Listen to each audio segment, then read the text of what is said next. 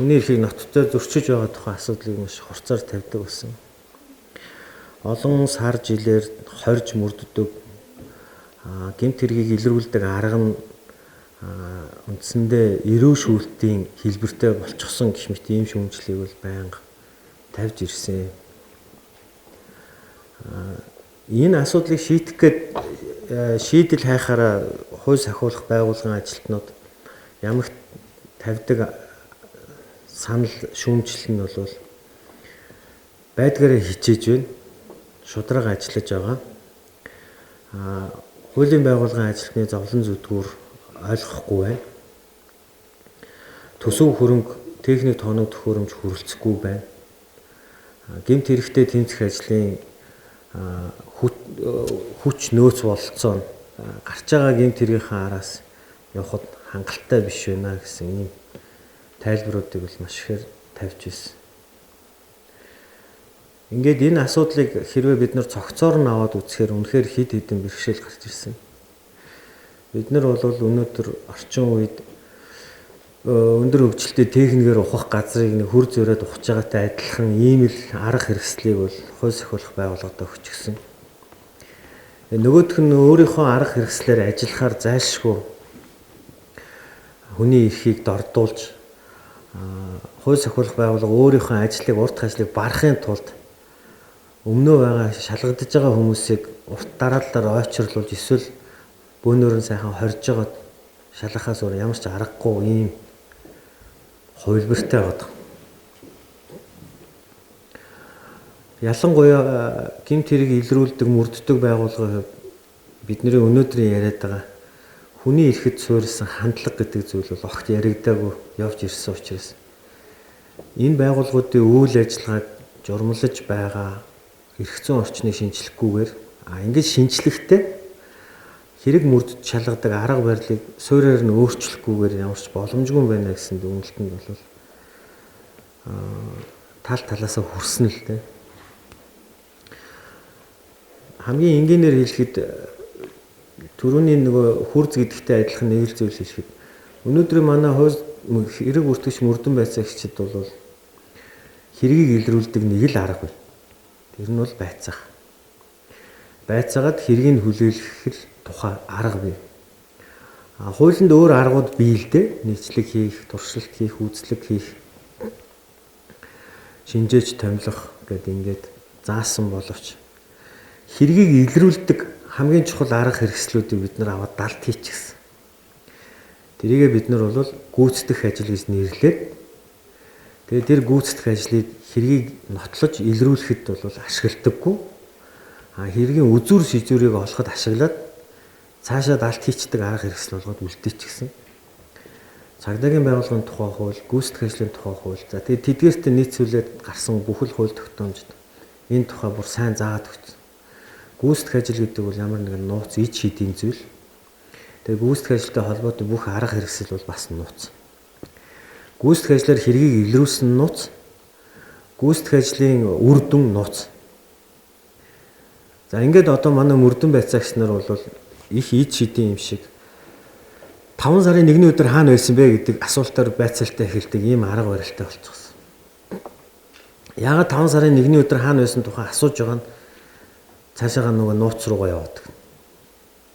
Гэхдээ нэгэнт өөрөө ийм учраас эрүүгийн байцаа шийдэх ажиллагаанд ямар дүрм тавьдаг вэхээр маш өндөр шалгуураар гэх юм уу да прокурорын зөвшөөрөлтөөр прокурорын хяналтанд ор явуулсан гүйцэтгэх ажлын баримтыг нотлох баримтын хэмжээнд үнэлж болно л гэсэн дүрм заасан. За ингээд хамгийн ихний гүйцэтгэх ажлаасаа эхлээд өөрөөр хэлбэл хэргийг илрүүлж олж нотолж болдог чухал арга хэрэгслээс эхлээд бид нар асуудалд орж хэлсэн. Ямар нэгэн хүмүүнийг хэл хавхал авж байгааг өнөөдөр дэлхийн бүх улс хүлээн зөвшөөрж байна. Хэл хавхал авилгын гэмт хэргийг илрүүлдэг хамгийн чухал хэрэгсэл бол одоо нууц мөрдөн шалгах ажиллагаа буюу бидний нэрлэлт занснаар гүйцэтгэх ажлууд юм аа л гэдэг. Өнөөдөр манад нэг нөгөө ихэд маш олон хэрэг унжээ. Яагаад гэвэл нөгөө гүйцэтгэх ажлын шугамар цуглуулсан баримтыг нь нотлох баримтын хэмжээнд үнэлэхгүй байгаа учраас. Арын байцаалтаа өөрчилчихөөр л хэрэг байхгүй болчих. Анх очиод тиймээ би хийсэн гэд өөрийнх нь бусдаас хэл авах авч байгаа тухай бичлэгийг үзүүлэхэд хэрэгээ хүлээсэн бол ердөө 24 цагийн дараа энд бичлэгч нь нотлох баримтын хэмжээнд ашиглахдаггүй юм байна. Миний мэдүүлгэл энэ бүгдийг шийдэх юм байна гэснээс хойш 7 8 10 мэдүүлэг нь би хийгээгүй гэдэг мэдүүлэг багтал шүүхтэр энэ хэргийг шийдэхэд хүнд болж байгаа. Хэрэг илрүүлэх ашиг сонирхлын талаасаа байдлын. Нөгөө талаас нь гүйцэтгэх ажил гэдэг энэ үйл ажиллагааг нууц энийг бол тусдан зохицуулна, энийг ил гаргаж болохгүй гэсэн учраас хууль байж болохгүй болсон. Энэ хэргийг мөрддөг, араас нь тагнадаг, чагнадаг, нууцаар юмэн орж үздэг, нөгөө хүнд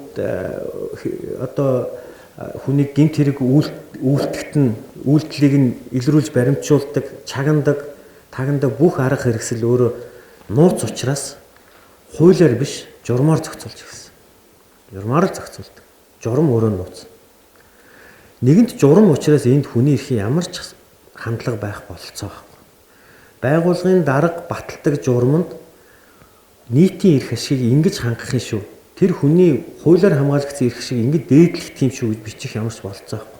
Байгууллага яаж хямд төсөр хурдан шуурхай аргаар зорилгодоо өрхөө гэдэг тухай бичдэг.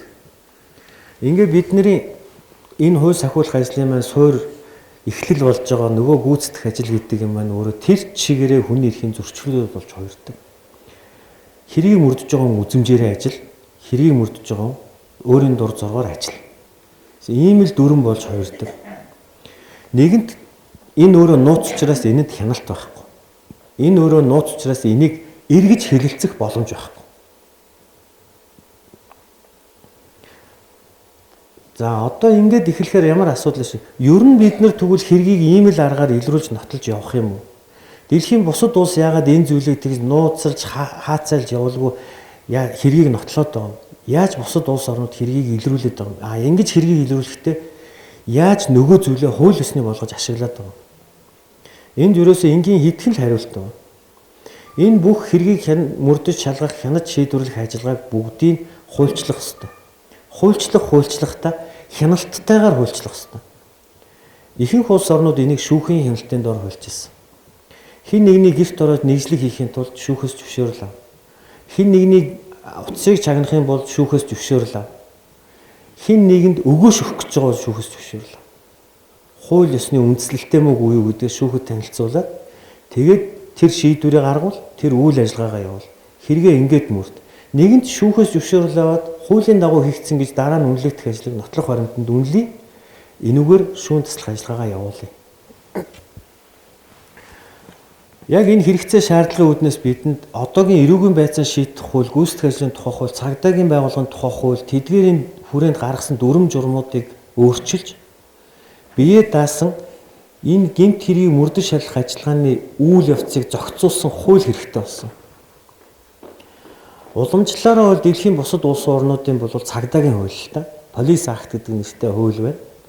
Орчин үеийн хандлага нь одоо 2000 оноос хойш дэлхийн улс орнууд энийг одоо бидний нэрлээд байгаагаар хууль сахиулах үйл ажиллагааны тухай хууль гэж нэрлэдэг болсон.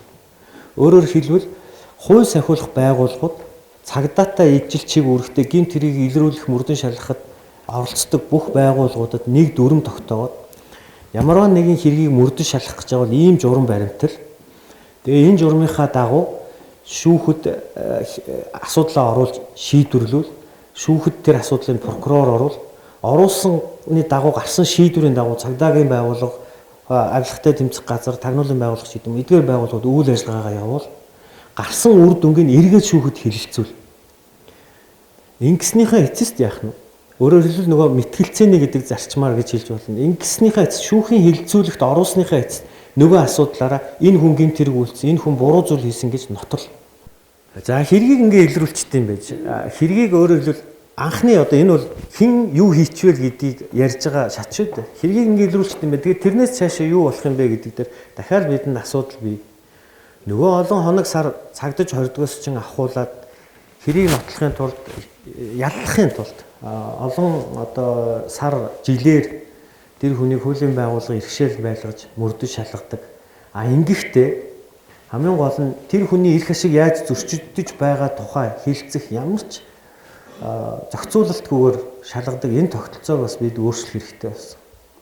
Өнөөдөр манай өмгөөлөгч нар гомддог л доо. Гэхдээ энэ эрүүгийн байцаан шийдэх ажиллагаанд өмгөөлөгч юу ямар хэрэгтэй юм бэ? Эрүүгийн эрэг үүсгэсэн цагаас хойш сэжигтнээр тооцсон цагаас хойш уучлаа. Өмгөөлөгч бол тэр хэрэгт оролцож гин гэдэг боловч байцаахт нь байлцаж болно. Яг тэр хүний эрхийг зөрчсөн тодорхой ажиллагаа явуулахад нь байлцаж болно. Хэрэгт ямар баримт цугсан бүү мэд, хэрэг хаана явж байгаа бүү мэд, явж хамгийн эцэст нь бид нар бүх юмаа хийгээд дуусчлаа гэхээр хэргийг уншиж танилцаад тэгээ шүүхэд өгөх өмнө ийм юмыг авч өгөөч, иймийг шалгаж өгөхөөр хүсэлт гаргана. Тэгэхээр тэр хэрийг шийдэх гэж байгаа прокурор мөрдөн байцаагч авахгүй гэж хэлээд шүүхэд өгчих юм бол тэгээ өмгөөлөгч шүүхэд гомдлоо гаргаж шүүгч. Гэхдээ энэ хэрэг цугларсан баримтын хүрээнд би хэрэгээ шийдэх учраас чиний одоо энэ хүсэлтийг чинь авах боломж алгаа гэд ингээд хаачд юм аа. Тэгээ бид нар одоо юу хийх юм бэ? Одоо бидэнд хэвлэлээр ингэж сенсац үүсгэхээс өөр ажил үлдсэнгүй гэж гомдлолж байна.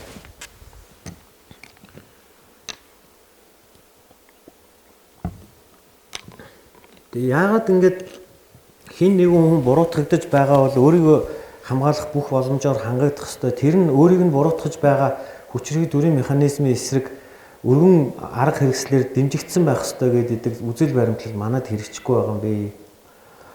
Энэ үзэл баримтлалыг бид нар яаж өөрчилж болох вэ гэдэг талаар мөн л одоо судалгаа хийсэн. Тэгээд энэ судалгаануудын үр дүнд бид нар одоогийн хавтаст хэрэгт гэж ярьдаг бидний өөрөөр хэлбэл одоо шинжлэх ухааны нэр томьёогоор бол инквизитор буюу яллах чиг үүрэгтэй байцаан шийдэх ажиллагааг халж талуудын тэгш боломжтой хавтаст хэрэгт биш талууд ерөөсөө ам хэлээрээ амьдараа процессыг явуулдаг итгэлцээний систем рүү шилжихгүй бол энэ асуудлыг шийдэх боломжгүй байна гэсэн юм шийдэлд хүрсэн юм аа. Тэгээд бид нар одоогийн эрүүгийн байцаан шийдэх хуулийг эрүүгийн хэрэг хянан шийдвэрлэх тухай хууль болгож өөрчлөх ёстой. Ингэж ижил буруутгагдаж байгаа хүний эрх ашиг хамгаалагдах юм байна гэсэн үзэл баримтлал тодорхойлсон. Одоогийн эрүүгийн байцаан шийдэх хуулийн үзэл баримтлал ерөөсөө л шүүхээс нэхлээ. Шүүхэд хавтас тэрэг очино. Шүүх хавтас тэргийн хүрээнд хэргийг одоо мэтгэлцүүлж өмгөөлөгч прокурор хоёрын хооронд нь мэтгэлцүүлж хянан шийдвэрлэнэ гэж. Харин хавтас тэрэгт нь өмгөөлөгчийн хүсэлтээр баримт орно. Эсвэл прокурорын шийдвэрээр баримт орно. Мөрдөн байцаагчийн шийдвэрээр баримт орно. Гэхдээ одоо гэмт хэрэг илрүүлгээ сарын даалгавар авчихсан хуулийн хугацаанд хэрэгээ шийдвэрлэгээд үүрэг даалгавар авчихсан прокурор мөрдөн байцаагч хоёроос одоо тэр өмгөөлөгчийн цагаатах баримтыг хүлээж авдаг одоо ямар тэнэг одоо хүн гарах вэ? Уучлаарай би төдөлөвч. Тэгэд ийм тогтолцооны өөрийнх нь аяндаа түлхэж байгаа зүйл нь талуудыг тэртээ тэргүй тэгш биш процессд оролцуулж байгаа учраас энэ тогтолцоог бид нэр суурьаар нь өөрчлөхгүйгээр хин нэгний буруутгахдаа тэр хүнийхээ эрхийг хангадаг мөрдөн шалгахтаа хянан шийдвэрлэх тогтолцоо бүрдүүлж чадахгүй байна гэж үзсэн. Ингээд энэ эрүүгийн хэрэг хянан шийдвэрлэх тухай хуулийг талуудын тэгш оролцоотой мэтгэлцээний өөрөөр хэлбэл өмгөөлөгч нотлох баримтыг тэнцүү хэлэлцүүлэх бололцоотой бүх одоогийн хэлээр бол байцаалтаас авахуулаад мөрдөн байцаалтын гэж явагддаг бүхий л ажиллагааг хэргийг нотлож буруутай хүнийг яллахын тулд хийдэг бүхий л ажиллагааг шүүхийн өмнө өмгөөлөгч яллагч хоёр гаргаж тавьж хэлэлцүүлдэг ийм зарчим руу шилжих ийм л үзэл баримтлалыг тогтоосон юм. Та бүхэн маань мэдээж хэрэг эрүүгийн хэрэг хянан шийдвэрлэх тухай хууль сахиулах үйл ажиллагааны тухай хуулийн талаар гадуур зөндөл мэдээлэл байгаа болохоор олж сонссон л байх л да. Тэгээ би бол олон зүйл нь уршихаасаа илүүтэйгээр яриа хэлцүүлэг байл зүгээр болов гэж бодож байна. Тэгээд их өссөн тэгээд ойлгомжгүй ярьсан бол уучлаарай. Тэгээд та бүхний асуултанд хариулах замаар. За сайн байцгаана. Тэгээ хөрвүүлж ирсэн байна. Өмнөдхийн орон тооны бос комиссын гэсэн. Тэндэр нэшэл үндэсний орон гэсэн. Тэгээд энэ эрүүгийн байцаан шийдэх хууль онцгой болсон. Хуулийг шинжлэх төлөвлөмж облсын прокурор нэвээгүүр мэдрэмжтэй бас сайн ажиллаж байгаа хэрхэн зүйлийг бодож байна. энэ шинжилгээл одоо амжилт болохыг хүсье гэж бодож байна. Тэгээд би олцоо нийтийн донд одоо яригдаад илэрхийлж байгаа зарим асуудлыг бас энэ лекцээс сонирхолтой хэлж болно гэж сүүлийн бодсон юм. Нэгдүгээр нь энэ ялхи одоо юу гэдэг шүүхэл докторууд яг хийж байгаа юм хэлж шүү. Хүүхдийн хамт ингээд харигддаг байт юм уу? Энэ харигдж байгааг бол харсан манай гэдэг гişэрнээс аваад гişүүд газар дээр нь яваад бас танилцсан юм гэсэн байна. Энийг одоо цааш яаж шийдэх вэ гэж ял хүүхдүүдийн хамт яг ихэд байдаг юм яах ёстой гэдэг энэ чиглэлээр хариулт өгөх гэж бодож байна. За хоёрдугаар нь хэвлэл мэдээллийн хэсгээр сүлдүүлэн тагаад баахан одоо цахилгаан санал оруулж тэрийг одоо мөрдөн байцаалтын үйл ажиллагаа ашиглаж байгаа ч гэсэн эсвэл сараас нь ч ийм одоо яриаг өөрөө 12 сар гарсан. Энийг одоо нийтэд одоо 12 сар хариухгүй бол энэ байж ч гэсэн юм дуулагдээ эсвэл одоо хадгалж байгаа ч гэдэг эсвэл одоо ятгатаа одоо ижил төстэй юм одоо юу гэдэг шалгах байгаа ч гэдэг үнийг зөвлөмөр их юм үйл ойлгогдсон ийм мэдээлэл хүмүүсээр гон яваад ийм асуудал байгаа юм аа. Энэ дээр бас цаашдаа нийгэмд бол энэ зөв яг ямар хэмжээ яаж шийдвэрлэсэн гэдэг энэ шийдвэрийг бас танилцуулах хэрэгтэй юм байна гэж энэ зүйл бодож байна. Энэ бас нэг асуудлын нэмэгдүүлнээс бас асуудал гэж бодож байна. За мэдээллийн зороор мэдээж энэ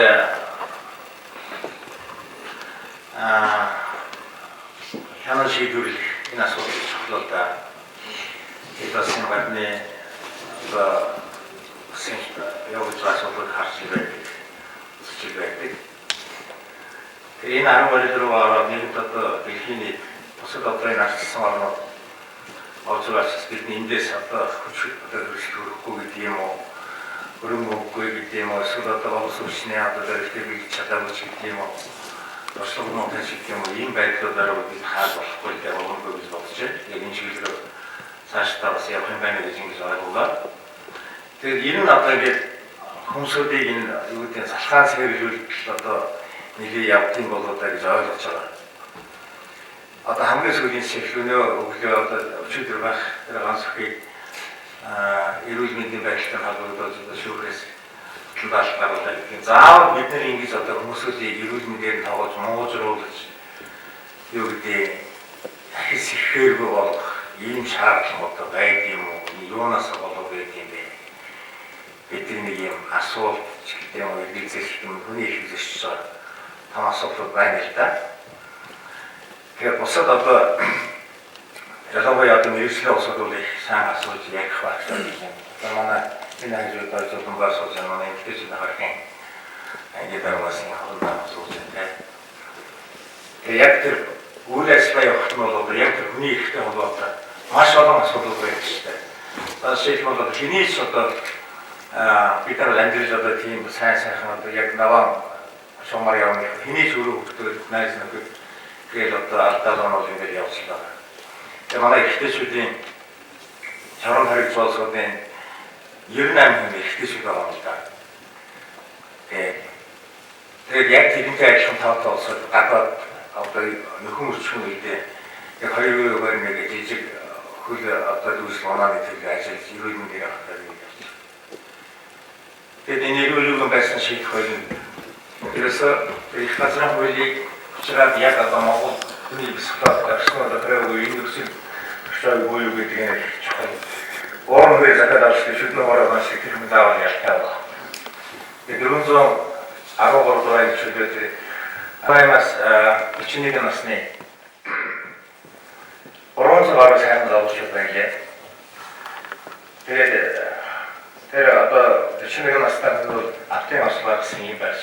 Нөгөөдөл тийм өөр юм уу гараа суулгаа хийсэн ч гэдэг юм.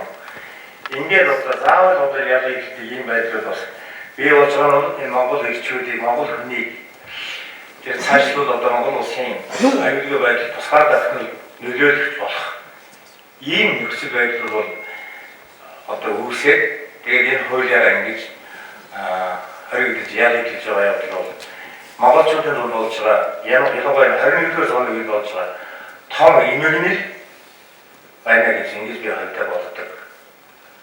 Тэгээд бас би асуудлуудыг бас хөндөд тавуудыг бас идэвхтэй сайхан хариулаач эсвэл асуудлаа тавиач гэж хүсэж агаар ирсэн байдаг.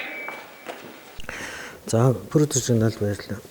Энэ эмэгтэйчүүдийн харахад ял эдэлж байгаа бага насны хүүхдээ эмэгтэйчүүд дээр 0-2 насны хүүхдийг онц хүнд гэмт хэрэг үйлцэн эмэгтэйчүүдээ хүүхдтэй нь хамт ял эдлүүлж байгаа ийм явдал 2002 оноос хойш ер нь үргэлжлээд л байгаа. Энэ асуудлыг эрх зүйн орчноос нь хамаараа шийдвэрлэж чадахгүй байгаа.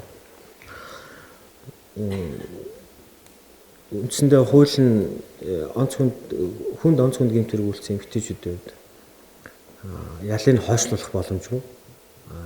Ийм эмэгтэйчүүд ял идэх үедээ 0-2 насны хүүхэдтэй бол тэр хүүхэд хорих ангид хоригдох тийм нөхцөлөд үүсчихэд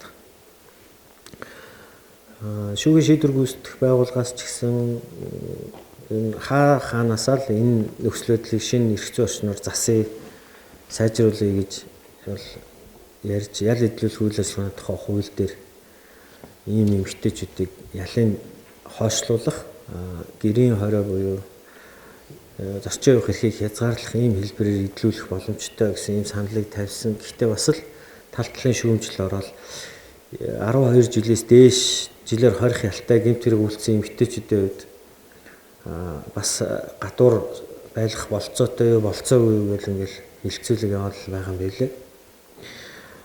Эрх зүйн орчныг шийдвэрлэхгүйгээр өнөөдрийн эрх зүйн орчны хүрээнд бол энийг шийдэж чадахгүй.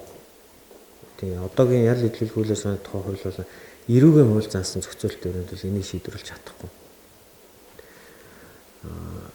Нийт эмэгтэйчүүдийн харахад ял эдэлж байгаа эмэгтэйчүүдийн маань бараг 40 бараг шахуу хувь нь онц хүнд гэмт хэрэгтэй ял шийдэгдэж байгаа. Ял эдэлж байгаа. Арай л 40 хүрхэн 36-7% нь онц хүнд гэмт хэрэгт ял эдэлж байгаа. Тэгэд энүүхэндээ гэж хэлэхэд манай эмэгтэйчүүдийн хорих анги гэдэг хэрвээ бид нар зөв гэмт хэрэгээс урьдчилан сэргийлэх бодлого гэр бүлийн хүчирхийлэлтэд тэмцэх зөв бодлого нийгмийн эмзэг давхаргыг хамгаалтанд авах зөв бодлого байвал байхааргүй хорих анги шүү дээ. Бараг тийм хагас нь залим их гэмт хэрэгээс өргөдлөхөөс эмэгтэйчүүд үлдсэн тийм хагас нь хамтран амьдрах юм уу гэр бүл нөхрөө хүнээс эмэгтэйчүүд л үү. Тэгээд одоо оюун бодомгой бол судалгаа хангалттай судалгаасан ярих бах. Тэд дээр эмэгтэйчүүд ер нь арх уугаад дургуун хүрээ зохиод алчихсан гэж нөхрөө зохио алчихсан гэж нэгэнч байхгүй. Удаан хугацааны хүчирхийлэл дарамтны тутлаас өртөөд тэгээд одоо олж авч харж чадсан цорынгаан сонголт нь нөгөө аюултай хүчирхийлэгчээс салах аргыг аллаг болгож сонгосон л болцсон. Ийм эмгэлтэй дүр зураг бол бий. Техникийн шинжтэй юм шиг тэгээд хүүхдтэйгээ хамт хоригдоод байгааг бид нар асуудал гэж харах юм бол энэ асуудлыг бид нар шийдэж чадахгүй. Энэ бол яг нэг өгүүлбэл би бүр зориод ингээд судлаа явсан чинь өөр улс оронд ч л тийм л юм байна. Их ноцтой гэмт хэрэг үйлцсэн эмэгтэн хүүхэд төрүүлсэн байхад хүүхдэд нь эрүүл аюулгүй төр орчныг бүрдүүлэх талаас хорихыг анхаарах болохоос биш. Яг нөгөө эмэгтэйг за одоо энэ хүүхдтэй юм чинь ингээд суулцдаггүй юм бэл. Бид нар нөгөө талаас нь ер нь эмэгтэйчүүд яагаад гэмт хэрэг үйлдээд гэдэг талаас нь харах юм бол үгүй яг би их бүдүүлэг хэллээ шүү. Бүгд тийм биш. Нөгөө өрх толгойн эмэгтэйчүүд залилын хийдэг ядрах тэгээд нөхөртөө зодсон эмэгтэйчүүд хүн алдаг ингээд бити говь байлчаарэ. Зүгээр ерөнхий нэг дүр зургийнхэн цаана нэг тийм санаа л агуулгаддаг. Их хэцүү. Тэгээ энэ асуудлыг шийдвэрлэх эхлээд чухал зорилт юм шүү. Дараагийн хувьд бол тэр нөгөө бидний яриад байгаа 20 ангийн үйл ажиллагаатай холбоотой зохицуултыг босронгуй болгоод тэгээд хүүхдийн эрхийг хангах талаас нь ажиллаж болох байх. Тэгж л хэлэх байна да. За хоёр дахь асуултын үед юу? Одоо тусгай сандал бол хураагдсан.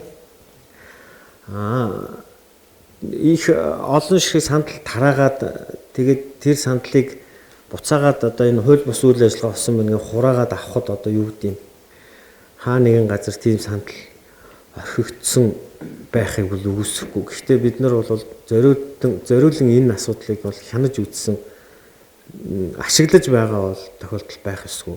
Хэрвээ ашиглаж байгаа бол нэн даруй гомдол гарах хэрэгтэй. Тэр гомдлын дагуу бол бид нар шалгаад хэрвээ ийм нөгөө хөдөлгөөн хязгаарлах зорилттой гэж нэрлсэн ийм сандлыг ашигласан байвал тэр хүнтэй бол шууд хариуцлага тооцох хэрэгтэй. Дараагийнх нь бол муужир хүнтэй гарах болохоос ямар одоо жишээлбэл ингэж эрүүл мэндийн одоо туйлд нь хүртэл тэгэл нэг баахан баяа зоо тэрнгүүлэгч хөргөнд нэг зов сайн тэнгэл байгаад идэг. Тийм чинь заавал тийм байдал хөргөжээж одоо юу гэдэг нэг санкц хөрлийн өгдөг юм тэр байж болох юм уу цаана өөр одоо орнууд юм юусыг гардгүй шүү дээ. Та харсан юм уу би мэдэхгүй. Би бас нэлээд хэдэн сууг үзтээ. Тэгэл их л Бодрыг ялцсан усуудад хоригдол ингээд байг цаглаад байгаа. Тэгээд тэр усууд тэгэлээд шүү. Манайхан болохоор ингээд моожирсан санж унтсан зайлууд. Тэгээд юмсэн цаанууд хичнээн хөөхөд аргэр тэр элэг юм тэр юм зовлон хэцүү шүү дээ. Хүний зовлон хэцүү шүү. Тэгээд би энэ утгаар энэ одоо хуулийн бас энэ үндсэн хуулийн хүмүүнлэг инэрэнгүй нийгэм байгуулалт гэж тусгасан учраас энэ төрлийн механизмын одоо тэр албатлын арга бол бас одоо хүмүүнлэгийн шинжтэй бас хүний төлөө байх хэрэгтэй гэдэг юм л ойлгох байна. За сая одоо тэр хүүхдүүдийн тухай ярьлаа шүү дээ. Одоо бус надад ороод бас ийм байд юм байлээ гэдэг. Тэр манайх одоо ганцхан эмэгтэйчүүдтэй хоригтой би хэдэн хүн байд гэж мэдэхгүй байна. Тэгээ та ярьж өгөө. Зөвхөн миний одоо бодлоор бол яаж юм хажууд нь одоо тэр төрөхтэйг яарсалтайгаа цэцэрлэгтэйгээ тэр комплекс нь байгаа. Тэгээ очоод одоо цагаар хүүхдээ хүрдэг иргэд тойрдог тийм юм байх гэснээс холилдол одоо тэр хүүхдээ тэрээр шаардлагатай баасан зөвлөлөө хийгээд болохгүй байна. Харж мөрдтэй орноо нэг сайхан ярих гол юм те элэг юм тэр байдаг шүү дээ. Хорж мөрддөг арга хэрэгслийн хувьд бол бид нар түрүү ярилцсан гэж ойлгож байна. Ер нь бол үнэ одоо ингээд хэрэг хүлээлгдэг арга нь байцаалт болцохоор тэр хэргийг хүлээлгэхийн тулд байцаалт өгөхгүй байгаа хүнтэй ажилдаг арга хэрэгсэл нь цагдаа ойрох байр төв болчих хувирлаа л да. Энийг ерөөсөө дэмжиж байгаа нэг ч хүн байхгүй. Ийм л аргаар хэргийг мөрдөх ёстой гээгүй. Би түрүү хэлсэн нөгөө газар ухуулах гэж байгаа бол гапуг нь авч болно. Гэхдээ хүрзээ өгчөөд авах хэрэгтэй. Би юу гэж хэлэх гээд байна вэ? Хэрэг мөрдөж илрүүлдэг арга хэрэгсэл нь хуулиараа олгогдохгүй байгаа болохоор хууль сахиулах байгууллагын ажилтнууд өөрсөнд нь үүрэг болгосон тэр хэргийг илрүүлэх ажлыг хийх гэхээр одоо өмөрөөд байгаа юм биш шүү. Гэхдээ ер нь үлдсэн нэг дөнгүүрхэн шиг арга хэрэгсэл тийм юм болж хувирчаад байна. Тэгээд энэ дээр одоо прокурорын байгууллага хичнээн шаардлага тавиад одоо та нар наад хүнээ яг хөө би одоо энд ингээд танаас хэлэхээр үнэмшихгүй л дээ. Гэхдээ нөгөө тэртээ дэргүй ил тод байдал нь хангагдаагүй институт учраас шүүх прокурорыг хүмүүс шүүмжлээд байдаг. Цаад бол нь байнгын гомдолдог. Бид нар шударга ажиллаад л байна шүү дээ. Наан нь бол хүмүүс авилга авсан л байж таараа. Тэгэд яаж яваад шийдэлд хүрсэн? Яаж яваад ийм шийдвэр гаргацсан? Яагаад ингээ хориод байгаа гэдэг тухайн нэг ч ил хэлэлцүүлэг байхгүй болохоор л ингэж хардаад байгаа. Тэгээс одоо нэг л Монгол улсын бүхэл прокурор одоо шүүгч мөрдөн байцаагч нар л ерөөсөө баруун солгоог л авилга аваад л ингээл хоёр кармандаа хийгээд л ингээд л амьдраад байгаа юм бас биш шүү дээ зарил. Гэвч хийж байгаа ажлыг хинч ил харж энэ ингээд шийтчлээ гэж харагдахгүй байгаа болохоор харьцангуй хаа очиж нэг сүүлчээ шүүх хурлын хилцүүлэг байдаг болохоор шүүгч нарын нэр хүндэл гайгүй байх шүү. Өрөөндөө шийдвэр гаргадаг мөрдөн байцаагч прокурор хоёрын хувьд бол авах юм байхгүй. За би үүгээр юу хэлэх гэсэн юм бэ гэхээр энэ ажиллагааг бид нэр ингэж халж хай. Гэхдээ чи энэ хэргийг илрүүлэх гэж байгаа бол мөрдөн байцаагч нарт би бүр инээ түрмээр юм яри. 1982 онд л улсын мөрдөн байцаагч нарын зөвлөгөөн болоход л тухайн үеийн одоо шилдэг мөрдөн байцаагч нарт би энэ уриалж исэн мэт. Гэхдээ байцаадаг аргаасаа татгалзаад өөр арга хэрэгслэр хэргийг илрүүлдэг байя. Гэл тархаашин гэдэг хурандаа ингээд илтгэл тавьж исэн байд. Тэгэд энэ байдал ингээд бүр 60-аад оноос хойш яригдсан гэж байна. Тэгтэл ингээд өнөөдрийн хүртэл засрахгүй байгаагийн учир шалтгаан бусдыг ажиллахгүй байх тийм эрх зүй орчинтой л юм. Өөрөөр хэлбэл тэр хүнийг хориод байцаахгүйгээр наан нь ингэж баримтуудад цуглуулж явсаар нь байгаад гэмт хэрэг үйлцэнд гарцаагүй нотолсныхоо дараа за энэ хүн гэмт хэрэг үйлцээ. Ийм учраас бид энэ хүнийг буруутгахаар ажиллагаа эхлүүлж гинэ гэж зарладаг энэ тогтолцоо манад байхгүй байгаа учраас гэмт хэрэг үйлцсэн байж болцсохгүй хүнээ бошуухан авч далд хийх шиг эрсдэлгүй бөгөөд шуурхан арга хэрэгсэл байхгүй болж хоцорчод. Эрүүгийн хэрэг хянан шийдвэрлэх хууль сахиулах үйл ажиллагааны тухай хууль гэж хоёр хууль гарсны нэг учир нь юм. Үзэл баримтлалын хувьд ярих юм бол хувь сахиулах үйл ажиллагааны тухай хууль бол цагдаа мөрдөгч нарын үйл ажиллагаанд зориулсан хууль. Энэ хуулийн дагуу өнөөдөр цагдаагийн албан хаагч одоо мөрдөн байцаагч гэх юм авилгатай тэмцэх газрын мөрдөгч гэдэг юм ийм хүмүүс хүн дуудаж байцаах эрх мэдлгүй болно. Зарлан дуудах хууц гэдэг ямиг шүүхэл өгдөг бол. Хүн дуудаж байцаахгүй гэдгийн учир нь юу гэхээр өнөөдөр мөрдөн байцаагч хэрэгэ мөрдөхийн тулд үүдэн дээр авчирад өдөржин зогсоодгийг болиулах гэдэг. Энэ үний хэрэг дээр манай мэтийн улсаас өөр газар байдаггүй жишг юм байл л дээ. Тэгээ нөгөө мөрдөн байцаагч хүн дуудах эрх мэдэлтэй байхаараа түүгээрээ айлгадаг, хүн дуудах эрх мэдэлтэй байхаараа түүнийгээ тасан сэргийлэх арга хэмжээ болгож хэрэгэлдэг, хүн дуудах эрх мэдэлтэй байхаараа тэр хүн хүнтэй харьцаад эхэлдэг. Бусад улсын мөрдөгчнөр хүн дуудахын тулд тун одоо төвөгтэй процессыг давдаг. Юу вэ гэхээр шүүхэд очиж энэ хүнийг дуудаж авчираад асуух хэрэгтэй байна гэж итгүүлэх хэрэгтэй байдаг. Тэхийн тулд тэрний наан прокурорыг давна. Прокурор нь очиж энэ нөхөр хүн дуудах гэдэг юм гэж шүүхэд тайлбарлана хөндлөнгөөс. Нэг айхтар чухал ашиг сонирхолтой биш прокуророор тайлбарлуулж байж шүүхээс зөвшөөрөл авдаг энэ тогтолцоог яагаад оруулж ирэх гээд байгаа юм бэ гэхээр тэр хүнийг барихыг, хорихыг бүр тэгж ярих юм бол дуудаж авчрахыг хүртэл бид нар өөрт нь байхгүй эрх мэдэл болгох гэж байна. Харин тэр хүнд ямар эрх мэдлүүд ирэх вэ гэхээр тэр хүнийг барьж дуудаж байцаахаасаа ч өмнө лавлгааг нь авдаг, баримтуудад цуглуулдаг тэр эрх мэдлийг өгнө. Гэхдээ энийг бас зүгээр өгчихгүй. Энэ утасных нь лавлгааг авах байсан ч, яриаг нь чигнах байсан ч, ямар нэгэн газар нь орж үзлэг нийслэг хийх байсан ч бүгдийн шүүхийн зөвшөөрлөд авах хэрэгтэй. Дахиад л нөгөө шүүхээ итгүүлэх хэрэгтэй болно. Нөхөр шүүгчээ би одоо энэ хүний гэмт хэрэг үйлдсэн гэдгийг сэрдэх үндслэл байна. Агуулгад нь очиод нууцаар нэгжлэг хийчихмээр байна. Зөвшөөрөл өгөөч. Чамд хин энийг хэлсэн. Би ийм хүнээс авсан юм а гэнэ. Ингээд тайлбарладаг тогтолцоо бий болох гээд. Хувь сахиулагчийг ингэж хүнээс холдуулж авахгүй бол энэ хүн үндсэн үүрэг нь хэрэг илрүүлэх. Одоо дараагад нь бол ингээд чи энэ жил сар одоо тэдэн хэрэг илрүүлэх гэсэн. Манайд хэрэг гарах ёстой гэж байгаа юм шиг тийм логик яваад байна л да.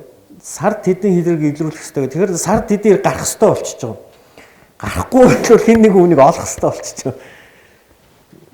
Тэгээ бүр яг хөө энэ хүндээ нууц хөлөхөд зарим нь бол яг энэ утгаар нь хэрэг ингэж илрүүлж аваад шалгаж байгаад за зөвлөг хэрэг биш юм байна гэ хааж байгаа. Олон биш л дээ. Гэхдээ ийм тохиолдол бас л гарч ил байсан. Тэгээд сүүлд нь яасан гэхээр нөгөө хонь бүрэн чон цатгалаа. Сарын 30 хэрэг илрүүлсэн үү илрүүлсэн. Дараа нь яг хөө тэр нь нотлогдоогүй прокурор хэрэгсэхгүй болгоцсон. Ингээд ийм мэтэр бие бинийгээ хуурж болохгүй. Тийм учраас бид нар ямар асуудал ярьж байгаа нөхөр эхлээд цагдаадаг зөрөөсөө хуулийг гаргаж байна. Цагдаа нар маань хуульгүй учраас цагдаа нар маань ихээр уучлаарай зөвхөн цагдаагийн албаагч хэрэг мөрддөг хүмүүс маань хуульгүй учраас ажил нь дураараа яваад байна. Дээрээс нь тэр дүрмгүй учраас хуульгүй учраас тэр хүмүүсийн эрх мэдэл нь хязгааргүй болчиход байна. Нэг удаа бүр Монгол улсын ерөнхий прокуророор ажиллаж байсан хүн бид нар мөрдөгч нарын халаасанд байдаг гэж хэлээд ажлаа хүртлээ шүүмжлүүлсэн. Үнэн бодит байдал гэдэг бол тэр хүмүүсийн дүрмгүй эрх мэдлээс болж процессын ажиллагаа замхарч байна л гэсэн санааг хэлсэн. Одоо бид нар энэ хүнийг дараагийн дугаарт энэ хүнийг хорихгүй байхын тулд яах вэ? Энэ хүнийг яагаад хориод байгаа юм бэ гэвэл энэ хүний хэргийг нотлохын тулд хориод байгаа. Энэ хүний хэргийг нотолдог арга хэрэгсэл байцаалт учраас бушуухан барьж авчираад байцаагчтай үнэ хэлж хэрэг чи хөнгөрдөн гэдэг марзан яриаг яриад байгаа. Тэгээ нөгөөх нь байцаагчтай үнэн хэлэхгүй бол хэрэг илэрхгүй. Тэгээ нэг хэрэг илэрхгүй болохоор тэр хүнийг гаргачих юм бол тэрийг өөрөө хэрийг нотолж чадахгүй л нөхцөл байдал руу яваад байна л да. Бид нар яг хөө мөрдөн байцаагч нарыг ухтлан шүүмжлээл ястаа нэрэ муу авилгын их усрууд гээд нэрлээд нэмэргүй. Тэрний дараа очисон хүнч тий дахиад тэгж шүүмжлүүлэл хэрэгээ илрүүлэхийн тулд задда найдвартай дээр бариад хорийг гэл тэгэл барьж хорихын тулд прокурор шүүгч хоёроо ерөөсө зүүл бүрээр аргацсаар бол тэр хүнийг хоригдгол тогтолцоороо яваад. Эрүүгийн хэрэг хянан шийдвэрлэх үйл ажиллагааны тухай хуулийг яах гэж гаргасан бэ гэхээр бид нар яг энэ хордог тогтолцоог халахын тулд гаргасан. Энэ хүнийг ингэх гээд хорих гээд байгаамаа гэхэд хамгийн ихний ээлжинд бид нар өмнөх хуулиараа юу хийж байгаа вэ гэхээр хэргийг нь нотлохын тулд гэдэг юмыг ярих боломжгүй болгож байгаа. Хэрэг нотлогдсоны дараа л хүн баривчлагдах ёстой. Баривчлагдах ёстой. Өөрөөр хэлбэл тэр хүний хэрэг эргэлзээгүйгээр нотлогдох биш шүү. Шүүхийн төвшнийг энэ буруугийн асуудал биш. Прокурорын төвшний ялгааны асуудал биш. Цагдаагийн төвшөнд сэрдэх хангалттай үндсэл байгаа тохиолдолд тэр хүнийг баривчлах ёстой. Баривчлаад аваад ирсэн тохиолдолд бид нар хорих уу яах уу гэдгийг ярих ёстой. Өнөөдөр бол бид нар яг үнэндээ гэмт хэргийн сэжигтнийг л хорих тухай ярьж байгаа. Логикийн хувьд адилхан юм шиг боловч яг энэний цаана ямар асуудал ярьдаг вэ? Гэмт хэргийг илрүүлэхийг саадчруулж болцсохгүй. Нотлох баримтыг устгаж болцсохгүй. Дахин гэмт хэрэг үйлдэх оргон зайлахын тухай бол ярихаа болъё. Харин энэ хоёрын тухай тэгвэл хэдүүлээ яриа л да. Яахаараа гэмт хэргийг илрүүлэхэд саад болж болцсохгүй хүнийг гэмт хэрэг нь илэрсэн гэж бариад байгаа юм бэ? Тийм үү? Тэгэхээр энэ юу гэсэн үг вэ гэхээр энд бол логикийн асар том алдаа байгаа юм л да. Бид нар бол гэмт хэргийг илрүүлээгүй байгаа. Нөхөр бол одоо яг бид нарыг ингээд гэмт хэргийг илрүүлэхээр саад учруулах эрсдэлтэй л гэсэн үг. Сэрдэх төвшөнд энэ хүний гэмт хэрэг үйлдэлсэн гэж бид нар ийм баримтаар сэрдэж өөрөөр хэлбэл нотлож байгаамаа гэж ингэж ярьсан тохиолдолд цагдаагийн ажил дуусах ёстой. Иннээс хойш энэ хүн эрүүгийн хуулийн 148-ийн 4-т заасан гэмт хэрэг үйлдсэн үү, 3-т заасан гэмт хэрэг үйлдсэн үү гэж яллах ажиллагаа хийх ёстой. Энэ үед тэр хүнийг хэдий хэмжээгээр буруутгахгүй гэдэг баримтыг л цуглуулах ёстой болохоос биш хэрэг хийсэн үгүй юу гэдгийг цуглуулах хэрэггүй бол. Энэ үед бидний цагдаа хорих шалтгааны тал нь алга болно. Энэ хүнийг хорж хэргийг илрүүлэх шаардлагагүй болно л гэсэн утгатай юм л. Яг л таны хэлсэн энэ асуудлыг бид нар өнөөдөр яах вэ ингээд шүүмжлээд өстой тэр болохгүй нэг болохгүй нэг халт солилцоорн байгаад асуудлыг шийдэхгүйсэн бол энэ 20 жил шийдчихлгүй хайчих гэдэг. Монгол улсын л одоо хамаг л одоо алт эрдэнэ шиг хүмүүсийг хариуцлагатай албан тушаал тавиад одоо хамгийн муухайгаар нь дуудаад халсаар 20 жилийг л үдлээ л дээ. Тэгээ яг үннээ хэлэхэд ингээд хүнийг аянд нь аргагүй байдлаар буруу юм хийх тийм тогтолцоо хийчихээ тэгээд тэрэн дотроо чи шударга ажилласангүйгээ түлхээр нэмэргүй болохоо бид нар одоо ойлгочлоо. Одоо тэгэхээр бид нар ерөөсөө тэр шалтгааныг бий болгоод байгаа системээр хал засъя л гэж энэ хуулийг хийсэн. Би одоо уучлаа мэйл явуулчлаа. Хин авчруулчвал. Би нэг уул арай ойлгомжтой болох гээд яриа хэлэндээ муу учраас нэг дүрсэлсэн юм харуулах гэсэн тэр нь маань гардгүй. Манай туслагтай хин яриад тэрэн дээр. Тэгээ хэдүүлээ яг тэрэн дээр хараа ярилцвал бас ойлгогдож магадгүй. Бүрд өнөөдрийн хэлдэг үнэхээр өнөөдөр бол хорж залхааж хэргийг илрүүлж байгаа. За яг вэ би одоо та бүхэндээ та нар бүгдээрээ л энэ салбарт ажилласан би л нөх үтхий ихийг үзэл зовлон туусан амтан та нар нэх өнөөдрийг хүртэл мөхж байгаа л энэ дээрэл яагаад байгаа ингээ гайхаж байгаа хүмүүс шүү. Та нар бүгд асуудлыг мэднэ. Тийм учраас хэдүүл илэн талангуй яриа. Өнөөдөр энэ одоо юу гэдэг нь сая ингээ жишээнд дурдгсан уучлаарай тэр хүнд би муу санааг өгтөө ганс өх гэдэг хүнийг бол аймаар хориг шүү дээ. 20 хэдэн сар хоригддаг одоо малын хулгайч, халаасны хулгайч гэдэг алдар нэртэй залуучуудыг бол бүр өстой алж өгж байгаа шүү дээ. Тийм хамгийн сүүлчийн жишээ. За уучлаарай тэр хүний нэрийг дурсаа. Тэгээ бид нар юу яриад байгаа гэхээр энэ систем бол бүх хүнд хайр найргүй үйлчлэнэ. Бүх хүнд хайр найргүй үйлчлэнэ. Өнөөдөр авилгатай тэмцэж чинь албан тушаалын хэрэгтэй ингээд ширүүн тэмцэж чинь гэдэг ийм урайнд орч биш. Ерөөсөө өмнө нь ч хэрийг шалгаж байсан, янз бүрийн хэрэгүүдэнд хэрэгт хүмүүс шалгадаж байсан. Энэ хүмүүс бүгдээрээ л энэ хэрэг нь нотлохтыг хүлээгээд олон сараар жилээр хоригдсон үг бол хоригдсон. Тэгээ энэ дээр юу гэдгийг шүүгч нь хорих хэрэг байна уу ч гэж загинжил байдаг. Прокурор нь хорихгүй гэж л хоорондоо хэрэлдэж л байдаг. Гэхдээ эцсийн дүндээ энэ системдээ хашигдаад хүнээ хорж л байдаг. Бид нар энэ хоржил байгаа тэр системээр халж хайжиж асуудлаа шийдэхгүй бол өнөөдөр бол бид нар энэ эрх зүйн орчноо засахгүйгээр бол арай л явж өгөхгүй. Төрийн хүнсний комисс яг төрийн байгууллага албан шалтгаан нэг зүгээс иргэний эрх хэрэгчлүүд хатж байгаа гэсэн үгийг хараад байгаа юм л. Ерөнхийдөө яг одоо байгаа үйлчилж байгаа хууль тогтоомжийг харах юм бол ялангуяа иргэн байцаан шийдвэрүүдийг харах юм бол төрийн ажлыг хялбарчлах зорилгоор хүний эрх чөлөөд халдах, албадлах хэрэглэх тэр нөхцлүүдэд төлхөө суулгаад өгсөн учраас өнөөдөр яг энэ нөхцөлөд үүсэж байна.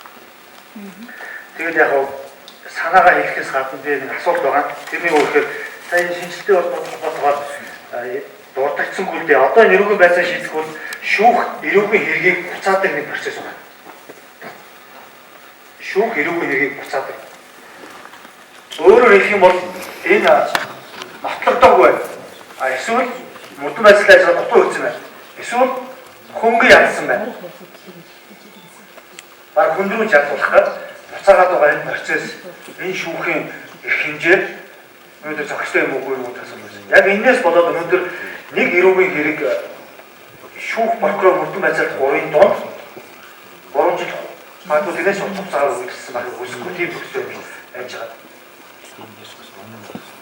Тэгэхээр энийг одоо яг шинэ эрүүгийн хэргийг хянаа шийдвэрлэх тухай хуулийн төсөлтөөр шүүх зөвхөн цагаатах болон яллах шийдвэр гаргадаг байх уу эсвэл нэмэлт мөрдөн байцаалт буцаах эсвэл цагаатах болон шийдвэр шүү. Цагаатах болон шийдвэр шийдвэр гаргадаг байх уу эсвэл нэмэлт мөрдөн байцаалт буцаадаг эсвэл хөндрөөж яллуулахад буцаадаг тэр юу нэг зарчим үзэл байдал хэвээр. Намайг оюун бадан гэдэг хүний эрхийн үндэсний комиссийн орон тооны бус гишүүн Шихийн хууль зүйн дэд сургууль багшилдаг.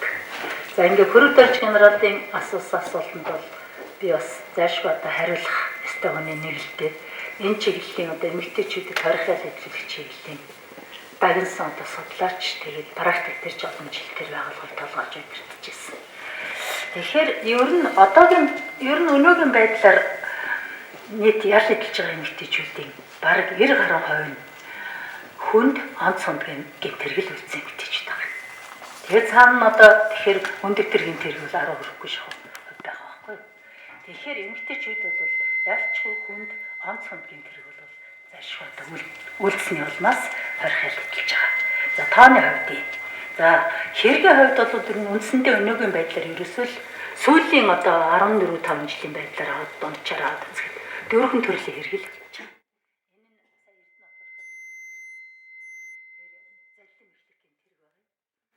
За заллим эхлэх гэмтэрэг бол нийт ял эдэлж байгаа эмэгтэйчүүдийн 50 гаруй хувийг эзэлж байгаа.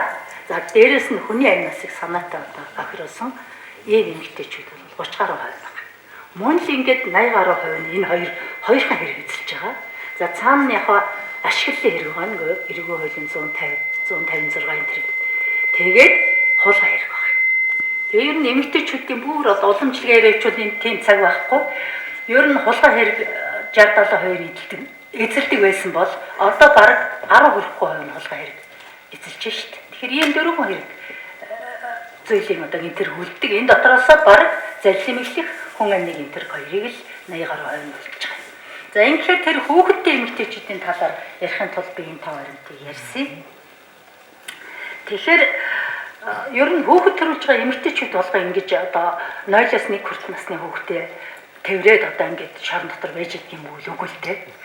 Ерөөсөө эмэгтэйчүүд ял хойшлуулдаг байхгүй. Эрүүгийн байцаан шийдэх хуулийн 332-оор журамлагдаад ял хойшлуулдаг. Тэгэхээр ямар хүнсүүд нь ингэж одоо хүүхдтэйгээ хорих ангитрээ байгаад байгаа юм бэ гэхээр түрүүн бас прокурор ярьсан л та. Онц хүнд гэмт хэрэгтэй буюу онц аюултай гэмт хэрэгтнэр тооцогдсон эмэгтэйчүүд ийм байдалтай байгаа юм. Тэр бол бас их олон тоотой биш байдаг. Яаж ийм нөхөр ялангуяа онц аюултай гэмт хэрэгтнэр тооцогдсон байвал ийм байж байгаа. Тэр нь эрүүгийн байцаан шийдэх хуулийнхаа 332-ын 3-аар ийм одоо гэмт хэрэг үлдсэн эмэгтэйчүүдэд ял хойшлуулах боломжгүй гэдэг заагаад өгсөн. Тэгэхээр яаж тийм эмэгтэйчүүд мөн л адилхан жирэмслэн мөн л адилхан хүүхэд төрүүлнэ шүү дээ. Хүүхэд төрүүлэх асуудал бол хоригдж байгаа нь хамаагүй тэр эмэгтэй хүний эрхийг нь өөрийнх нь асуудал. Гаднаас эрэхтэй жирэмсэн ирнэ ял эдэлж байгаа нөхцөлтөөч одоо эрх зүйн байдал нь одоо эргэлт уулзалт өөрөөр хэлэх юм бол гадаад орчинтой харилцах боломжоор хангагдсан байдаг учраас ялагдж явахдаа жирэмслэн. За ингээд хүүхэд төрүүлэх болохоор зэрэг нь ялах хойшлуулах боломжгүй юм чинь. Ингээд төрхийн хяналтанд байлгаж байгаа. Төрөх болохоор нь хорхийн ойролцоох эмнэлэгт гарч төрүүлдэг. За 2002 оны хуулиас өмнө яаж исэн бэ гэхээр тэр ойролцоо төрөхөд төрүүлээд тэгээд ихэнх эмнэлгээс гарах болно үсттэй. Тэгтэн харуул хамгаалалт дээр их хянаж идэг. Тэр төрөхтөр одоо харуулын хянагтанд цуг байдаг гэсэн үг. Тэгээд төрөх эмнэлгээс гарах болохоор эхийн хорих руугаа төрөд ирдэг. Нөгөө 1-2 хоногтой хүүхдийн чинь нэг бол асрамжийн газар л аваад явна, нэг бол аргирийн хүмүүсэд аваад явдаг. Тэгэхээр хүүхэд хөхөө хөгч чадахгүй одоо 2-3 хоногтой хүүхэд ээж ихээсээ салаад явдаг байхгүй тийм ээ. Ийм болохоор энэ 2002 оны хуулинд энэ орсон. За яагаад гэхээр энэ 1-2 хоногтой хүүхэд ихээсээ салаад явсан дээр юм уу? Нэг ой хүртэлх ихийнхаа хөхийг хөгч жагаад ээжээсээ холдоод явсан дээр юм уу гэдэг асуудал дээр наадах чинь ойлгомжтой болоод ирнэ. За энэний цааталт юу байгаа юм бэ гэхээр хүүхэд хаана байгаа нь хамаагүй эрттэйгээ байх ёстой, хөхөөрөө байчих ёстой гэд хүүхдийн эрхийн олон улсын конвенц шүү дээ. Манай нэгдээ орсон конвенц байгаа. Тэгэхээр үндэсний хууль тогтоомжийн нэгэн адил энийг одоо мөрдөх ёстой. Тэгэхээр хүүхэд хаана байгаа нь тэр яраа хүүхдийг хориод байгаа юм ерөөсөө огт биш шүү дээ. Мэдээж яриг тэр чинь гинтергийн субъект биш шүү дээ. Тэгэхээр эрттэйгээ байх ёстой, хөхөөрөө байж ёстой л гэдэг л энэ конвенц нь илүү одоо энийг мөрдөх нь хүч илүү гэж одоо үндсний үндсэн дээр 2002 оны шүүхийн шийдвэр үүсгэх тухай Монгол улсын хуулинд энэ заалт орж ирсэн. За тэрнээс хойш яг тэгэл 4-5 за заримдаа нэг 10 эмэгтэйчүүд ингэж байдаг. За энэ яагаад ингэж ийм хэлтэй хамтаа байдаг юм бэ гэхээр аргагүй л дээ энэ чинь ерөөсөө ойлгохдохгүй нийтийн одоо олон түмний ойлголт бол нэгмөр болж чадаагүй хүний сэтгэлийг зовоосон асуудал. Яраа хүүхдэл одоо шоронд торны цадалт байгаад байна гэж ингэж ойлгодог. Энэ юунд байгаа гэхээр нөгөө манай Эрдэнэ багш хэлдгээр эргэцэн орчингоос болоод байгаа. Тэгвэл хоригсоход энэ хүүхдтэйгээ байх ёстой олон улсын хэмжээнд ч бүр 4-5 нас хүртэл нь байдаг. Маш олон одоо орны хорихуудыг энд хэлж чадна тийм хүүхдтэйгээ байгаа хорихуудыг. Манай нөхцөлд яагаад байгаа юм бэ гэхээр зэрэг нь сая одоо Пүрүдорж генерал бол маш зөв хөндөд гаргаад ирчихсэн л да. Тэр хорихын дэргэд хүүхдийн цэцэрлэг байх хэрэгтэй байхгүй. Одоо бидний нэг ярьснаар бол ясч гэдэг юм уу тийм ээ. Тэр байж байх ёстой. Хүүхдийг бол тусгай асарч явах хэрэгтэй. Тэгээд тэр хүүхэд байгаа байрлал хорихын хашаа хоёр бол хоорондоо ишэр байх хэрэгтэй. Голоороо дундуураа тэр хорихын хашаанаас хүүхэд байдаг орчин руу ороход юм хоолой байдаг. Тэр хоолойгоор ихэн гарч иж хүүхдээ хөхүүлээд тэгээд яг урамшлаараач байж болно. Хорих байгууллагын одоо удирдлагын юунаас хүүхдтэйгээ байх цагийн манай чинь 2 цаг байх юм уу 3 цаг байх юм уу 30 минут хөхүүлээд орох юм уу тэрийг тогтоож өгнө. Тэгээд хүүхдээ хөхүүлээд нэг бол хүүхдтэйгээ хамт байжгаад тэгээд цаашаа нөгөө хоолойгоор хорих цонлогоо ороод ажиллаа хийгээд ялаа идэлээд сургалтандаа суугаад ингэ явчихна. Хүүхдийн гадна талд нь асарч. Тэгээд цаг-цагаар хүүхдтэй уулзж байгаа юм л орчинтай байл л дээ гадаад их. Манай болохоор ч надад тэр нь бүрдэж чадаагүй. Нэг болохоор зэрэг нь одоо миний үед намайг хорих ангийн дарга байхад одоо бүр хорихын хашаанд байлгалаа шүү дээ. Тусдан дотор нэг юм локальны нэг юм тусгаар л хийж өгвөл тэнд ямар нэгэн асуудал гарахыг бас үүсгэхгүй. Ингээд орчин бүрдээгүй ийм байгаамаа энэ өнөдөр ойлгодоогүй. Тэгээд сая Эрдэнэ багш ярьчлаа да. Цаашаа энэ орчин өөрчлөгдөд ирэхээр энэн дээр бол ойлголт нэгмөр болоод энэ олон түмний шаналгсан ойлголт өөр болох хаа гэж ингэж одоо бодож байна. Бид нарын нөгөө ярьдаг инквизитор бол системийн нэг шинжилгээ хангалттай биш байна. Дахиад буруутгаад байна. Тэгээд их олон орн бол нэг гэмтрэгт 2 удаа буруутгаж болохгүй гэдгийг үүгээрээ зөрчиж гинөө. Тэгээд энийг халах хэрэгтэй гэж ингэ шаарддаг. Тэгээд энэ талаар бол эрэг эрэг хян шийдвэрлэх тухай хуулийн төсөлд бол нэлээд одоо нарийн тусахыг оролцсон. Ер нь бол өөрөөр хэлбэл хэрэг бүртгэлт гэдэг юм уу та мөрдөн байцаалтанд бол хэрэг буцахгүй тийм болцоо бол байхгүй. Одоогийнхоор яллах ажиллагаанд ч мөн хэрэг буцаахгүй. За энд ихтэй нэг эрсдэл байдаг нь юу юм л да. Яллагдж байгаа хүн нөгөө эрх ашиг нь зөрчигдсөн хүн хоёрт бас ашиггүй болох нөхцөл бол маш өндөр. Өөрөөр хэлбэл жишээлбэл буруутгагдаж яллагдаж байгаа хүний өмгөөлөгч хангалттай баримт цуглуулж чадахгүй байсаар шүүмжлэх ажиллагаа явагдвал тэр хүний эрх ашиг зөрчигдөнө. Нөгөө яллах ажиллагааг хангалттай сайн хийж чадахгүй байснаас тэр хүн ял завших нөхцөл бүрддэг. Ийм л учраас ихэнх улс орнуудад ялангуяа их газрын эрх зүйн системтэй улс орнуудад хэрэг буцаах тогтолцоог нэлээд хадгалж үлдэхийг ирмэлцдэг юм аа. За тэгээд бусад улс орны жишээг харж байгаад хэрийг шүүх ажиллагаа эхэлсэн бол энийг буцааж болохгүй юм байна. Шүүхийн өмнөх бэлтгэл шатыг өмгөөлөгч болон прокурорт хангалттай гаргаж өгөх ёстой байна гэсэн ийм зарчмын зохицуултыг бол хийж байгаа. Энэнд бол яг дагаад шүүмжлэл эрсдэл ирнэ. Энэ юу гэхээр хэрэг хян шийдвэрлэх ажиллагаа их удаашрах магадлалтай. Одоогийн бидний хэрийг мөрдөн байцаалтанд буцаалаа гэдэг шиг шүүх хангалттай яллааг байна буцаалаа гэдэг шиг процесс болохгүй ч гэсэн ямар асуудал ярих вэ? Прокурор би өнөөдөр бэлэн биш байна. Өмгөөлөгч ийм нотлох баримт ийм гэрчийг авчирж байгаа бол надад дахиад сарын хугацаа өгөөч гэдэг. Прокурор ийм гэрчүүдийг дуудаж байгаа ийм шинжээжийн дүгнэлт танилцуулах гэж байгаа бол надад энэний эсрэг бэлдэх сарын хугацаа өгөөч гэдэг ийм эрх мэдлүүд үүсч эхэлнэ. Энэ юусэн үг гэхээр хэрэг шүүхээр ороо шийдэгдэх нь хойшлууд байх магадaltaй болчихж байгаа. Гэхдээ одоо яа их бид нар өөр ямар нэгэн ид хидтэй найдвартай систем хүн төрөлхтөнд бодож олоогүй болохоор энэ нь арай дээр юм а гэдэг хувилбараар бол сонгочихсон юм л байгаа. Одоогийн хэллэгээр шүүх хэргийг ингэж сонсч ирсэн. За наач ерөөсө хангалттай нотлогддог байна. Чи наад түнэ найдвартай шорондыг баримт цуглуулад ирээ прокурор гэд ингээ буцаадаг юм бол байхгүй болох боловч шүүх хурал болохын өмнө хоёр тал өөрсдөө баримтуудаа танилцуулаад эхлэхээр өөрөөр хэлбэл шүүх хурлын өмнө яллах тал би гэрч болон шинжилэн судлах баримтын жагсаалт гэдгийг танилцуулахад өмгөөлөх тал бас зөрүүлээд баримтуудаа танилцуул. Энэ хоёр баримтаа солилцохоор прокурор өмгөөлөгчийн дуутах гэж байгаа гэрчийн жагсаалт, шинжлэх гэж байгаа баримтуудын жагсаалтыг үзчихэд дахиад хугацаа авч болно. Прокурорын гаргах гэж байгаа баримтыг үзчихэд өмгөөлөгч хугацаа авч нэмж ажиллагаа хийж болно л гэсэн. Гэтэ өмгөөлөгч бол нотлох баримт цуглуулахгүй шүү. Ихэнх хүмүүс бас энэ хуулийн төслийг сайн танилцааг болтол өмгөөлөгч нотлох баримт цуглуулна гэж ойлгоод байгаа шүү. Энэ бол дэлхийн аль ч улсад байхгүй. Өмгөөлөгч нотлох баримтыг танилцуулна. Шүүхээр дамжуулж баримт авахулж болно. Хэрэг мөрдөн шалгах ажиллагааны баримтыг авчруулаад шинжилэн судалж болно.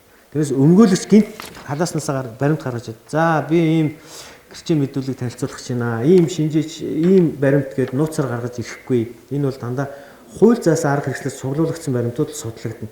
Ингээд энэ хоёр ингээ баримт солилцох учраас ямар асуудал гарах вэ? Энэ хүн ийм юм танилцуулах гэж бол би энийг судалъя гэдэг ийм үүнд бэлдъя гэдэг процесс бол гарч ирнэ. Тэрнээс буцна гэж бол байхгүй болно гэж зорж байгаа.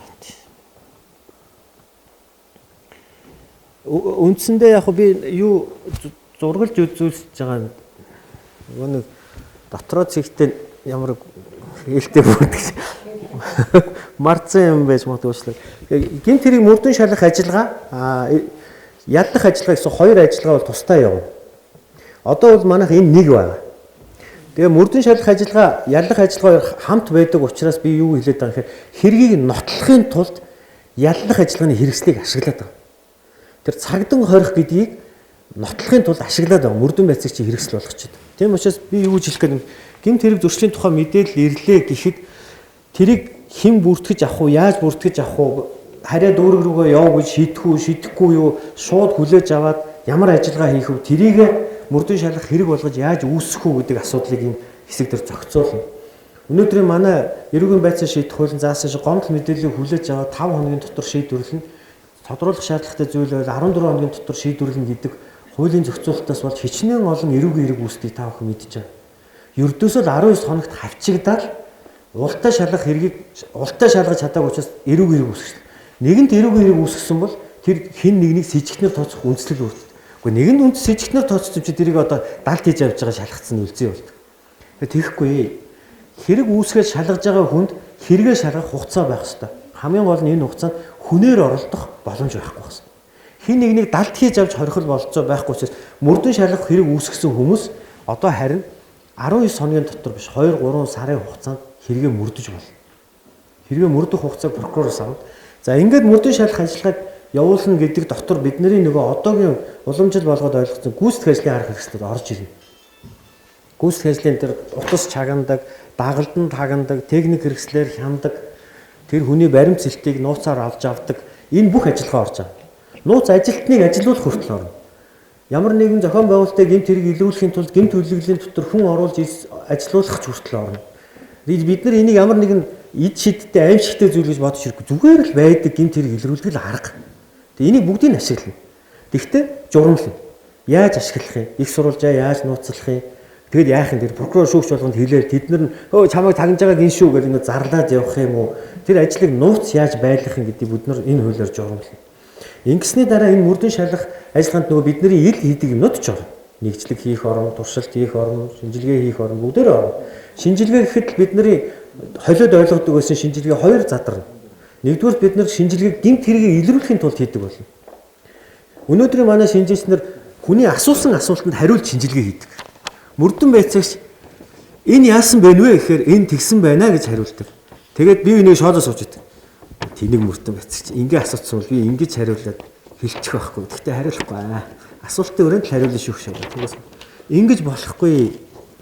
Энэ гэмт хэргийн газраас олдсон уул мөрийг шинжилээд чи тийм хүн хайгаарай. Ийм газраас хайгаарай. Наадах чи ийм аргаар үйлдсэн байх шүү гэж хэлдэг шинжээч хэрэгтэй. Энийг одоо нэг энэ хууль зүйн сайд шинжээж мөрдөгч гэж баахан зурагтаар ярьсан болохоор би танаас тайлбарлаад явах. Ер нь бол гэмт хэргийг мөрдөхөд шинжээч мэдшийн мэдлэгийг ашигладаг байх хэрэгтэй. Хууль сахиулах үйл ажиллагааны шатнд ийм шинжээчийн ажиллагаа явагдана. Хэргийг илрүүлэхэд хийдэг шинжилгээ. Асуултанд хариулаад дуустдаггүй. Өөрөө харин мөрдөн байцаагч чи ингээрээ тэгээрээ ийм юмны араас яваараа гэдэг хэлж өгдөг. Өөрөө хэргийг илрүүлэхэд тусалдаг. Компьютерийн мэрэгчлэлтэн ч гэдэг юм уу, анагаахын мэрэгчлэлтэн гэдэг хүн нь наадах чи ингэсэн байх шүү гэж хэлж өгөөд хэргийг мөрдөлцдөг шинжээч болж хувирна. Ингээд энэ хэргийг мөрдөн шалгах ажиллагаа явсны дараа за яг энэ хүн хийсэн байна гэдгийг нотолчихсон бол баримтлах ажиллагаа хийгдэнэ. Баримтлах ажиллагааг шүүхийн зөвшөөрлөөр хийн, мөрдөн шалгах олон ажиллагааг шүүхийн зөвшөөрлөөр хийн. Ингээд энэ баримтлах ажиллагаа хийснээс хойш биднэрт цаг яригдана. Гэмт хэрэгтнийг баримтлалаа буюу гараас нь гав зүүсэн тэр цагаас авахуулаад уучлаарай чамд зүйгээр. Энэ цагаас авахуулаад нөгөө бидний 72 цагийн дүрм үйлчлэнэ. 24 цагийн дотор цагдаагийн байгууллага энэ хүндээ холбоотой хэргийн бүрдүүлэлт гэдэг юм хийн. Хэргийн бүрдүүлэлт буюу хуучнаар хэрэг бүртгэлтийн ажиллагаа гэдэг юм хийн. Гар хурууныхын хээг аавна, анхны байцаалтаа аавна, бусад нотлох баримтыг танилцуулна. Ингээд энэ хүнтэй холбоотой хэргийн ажиллагааг явуулаад 24 цагийн дотор прокурор шилжүүлнэ. Прокурор энэ хүн эрүүгийн хэрэг гэмт хэрэг үйлдсэн үү гэдгийг шалгаад хангалттай байна гэж үзвэл энэ хүний материалыг 24 цагийн дотор шүүхэд шилжүүлнэ. Иннээс хойш энэ хүнийг цагдан хорих асуудлыг шийдвэрлэнэ. Батлан даалтанд өгөх асуудлыг шийдвэрлэнэ. Барьцаа авах асуудлыг шийдвэрлэнэ. 72 цагийг хүмүүс ярьдаг л да за Монголын нөхцөл одоо хөдөөс хүмүүс 200 км цаас яаж авчирдیں۔ Та бүхэн халаа юм яриад. Гэхдээ энд чинь дэлхийн улс орнууд бүгдээрээ энэ зовлон туулаад ирсэн. Цаг зогсоодог дүрмийг бид нар ашиглана. Хээр замд машинаар явж байхад бид нар 72 цагаа тоолоод одоо тэгэл өөрсдийгөө ингэ зоогоод байхгүй. Хууль сахиулах байгууллагууд дээр авчираад ажиллагаа явуулах боломжтой болсон цагаас цагийн үргэлжлүүл тооцож явсаар бол хууль сахиулах байгууллагын ажилтнуудаа цагаар нь бариад авна. Тэгээ бид нар бол хөдөө суман дээр хүн барьчихаараа тэр чинь сумын төв дээр шүүхтэр прокурор дээр авчрах гэсээр байтал 2 онцтой байгаа үстэй та нар ямар хачи юм ярьд юм бэ гэж ингэдсэн. Бид нар нэрээ тэгдэм болов гэдгсэн чинь энэ дэлхийн улс орнууд чинь бүгдээрээ л өргөн удам нутагтаа өргөн удам нутагтаа хээр хөдөөнөөс гэмт хэрэг хийсэн танхаа этгээдүүдэд зөөгөл ирдэг юм.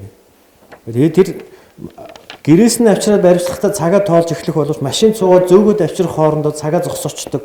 Өмгөөлөгчдөг юм уу гэр бүлийнхэнтэйгээ болоод байж байгаа суугаад байвал цагаа зогсоочдөг ийм л систем байна л. Тэгээ бид нар энэ сайн туршлагуудыг авч энэ тогтолцоог бий болгоно. Энэний цаанд бид нар юу ярих вэ гэхээр хуулийн байгууллага сахиулах байгууллага 24 цагт багтааж хий гэдэг шахалтаа тавих боломжтой байна. Хэргийн бүрдүүлэлт явлаа прокурорт хэрийг шилжүүлээ прокурор эрүүгийн хэрэг үүсгэнэ. Өөрөөр хэлбэл одоо бид нар 2014 тэд гэсэн эрүүгийн хэрэг биш цагдаад яг мөрдөн шалгах хэрэг үүсдэг бол одоо харин бидний хэрэг тэрний эсрэг хэрэг гэдэг нэртэй болно.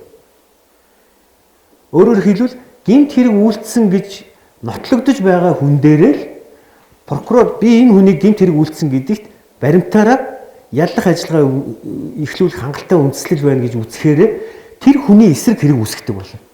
Тэр хүний эсрэг хэрэг үүсгдэг бол мөрдөн шалах ажиллагааны хэргийг оролдохгүй. Энэ бол тусдаа асуудал. Энэ хүний эсрэг хэрэг үүсгээд шалгаад явна. Шалгаж явсан цагаас ахуулаад тэр хүний нотолж чадахгүй бол тэр хүний эсрэг хэрэгээ хаана. Цагдаа тэр нөгөө хүн амнич гэдэг юм уу, хулгайч гэдэг юм уу, мөрдөн шалах хэрэг үлдэнэ. Тэгээд энэний холбогдолтой хүнийг дахиад цагдаа хайна. Харин прокурор бол нөгөө хүнийг буруутгахаар болно. Өөрөөр хэлбэл цагдаагийн ажил, прокурорын ажил хоёр яах нь салаад явна гэсэн үг. Бид нар одоо бол энэ хоёрыг холцохоор эрүүгийн нэг дугаартай хэрэг үүсгэж аваад баахан хүн холбогдуулаад шалгаад байдаг, баахан хүн холбогдуулаад шалгаад байдаг. Энэ өшөө нөхөр гаргаж ачаал нөгөө хэрэг үргэлжлэл яваад байдаг. Ингэж болохгүй. Хоёр тусдаа ажил. Прокурор бол хүнийг буруутгадаг, цагдаа бол хэргийг илрүүлдэг.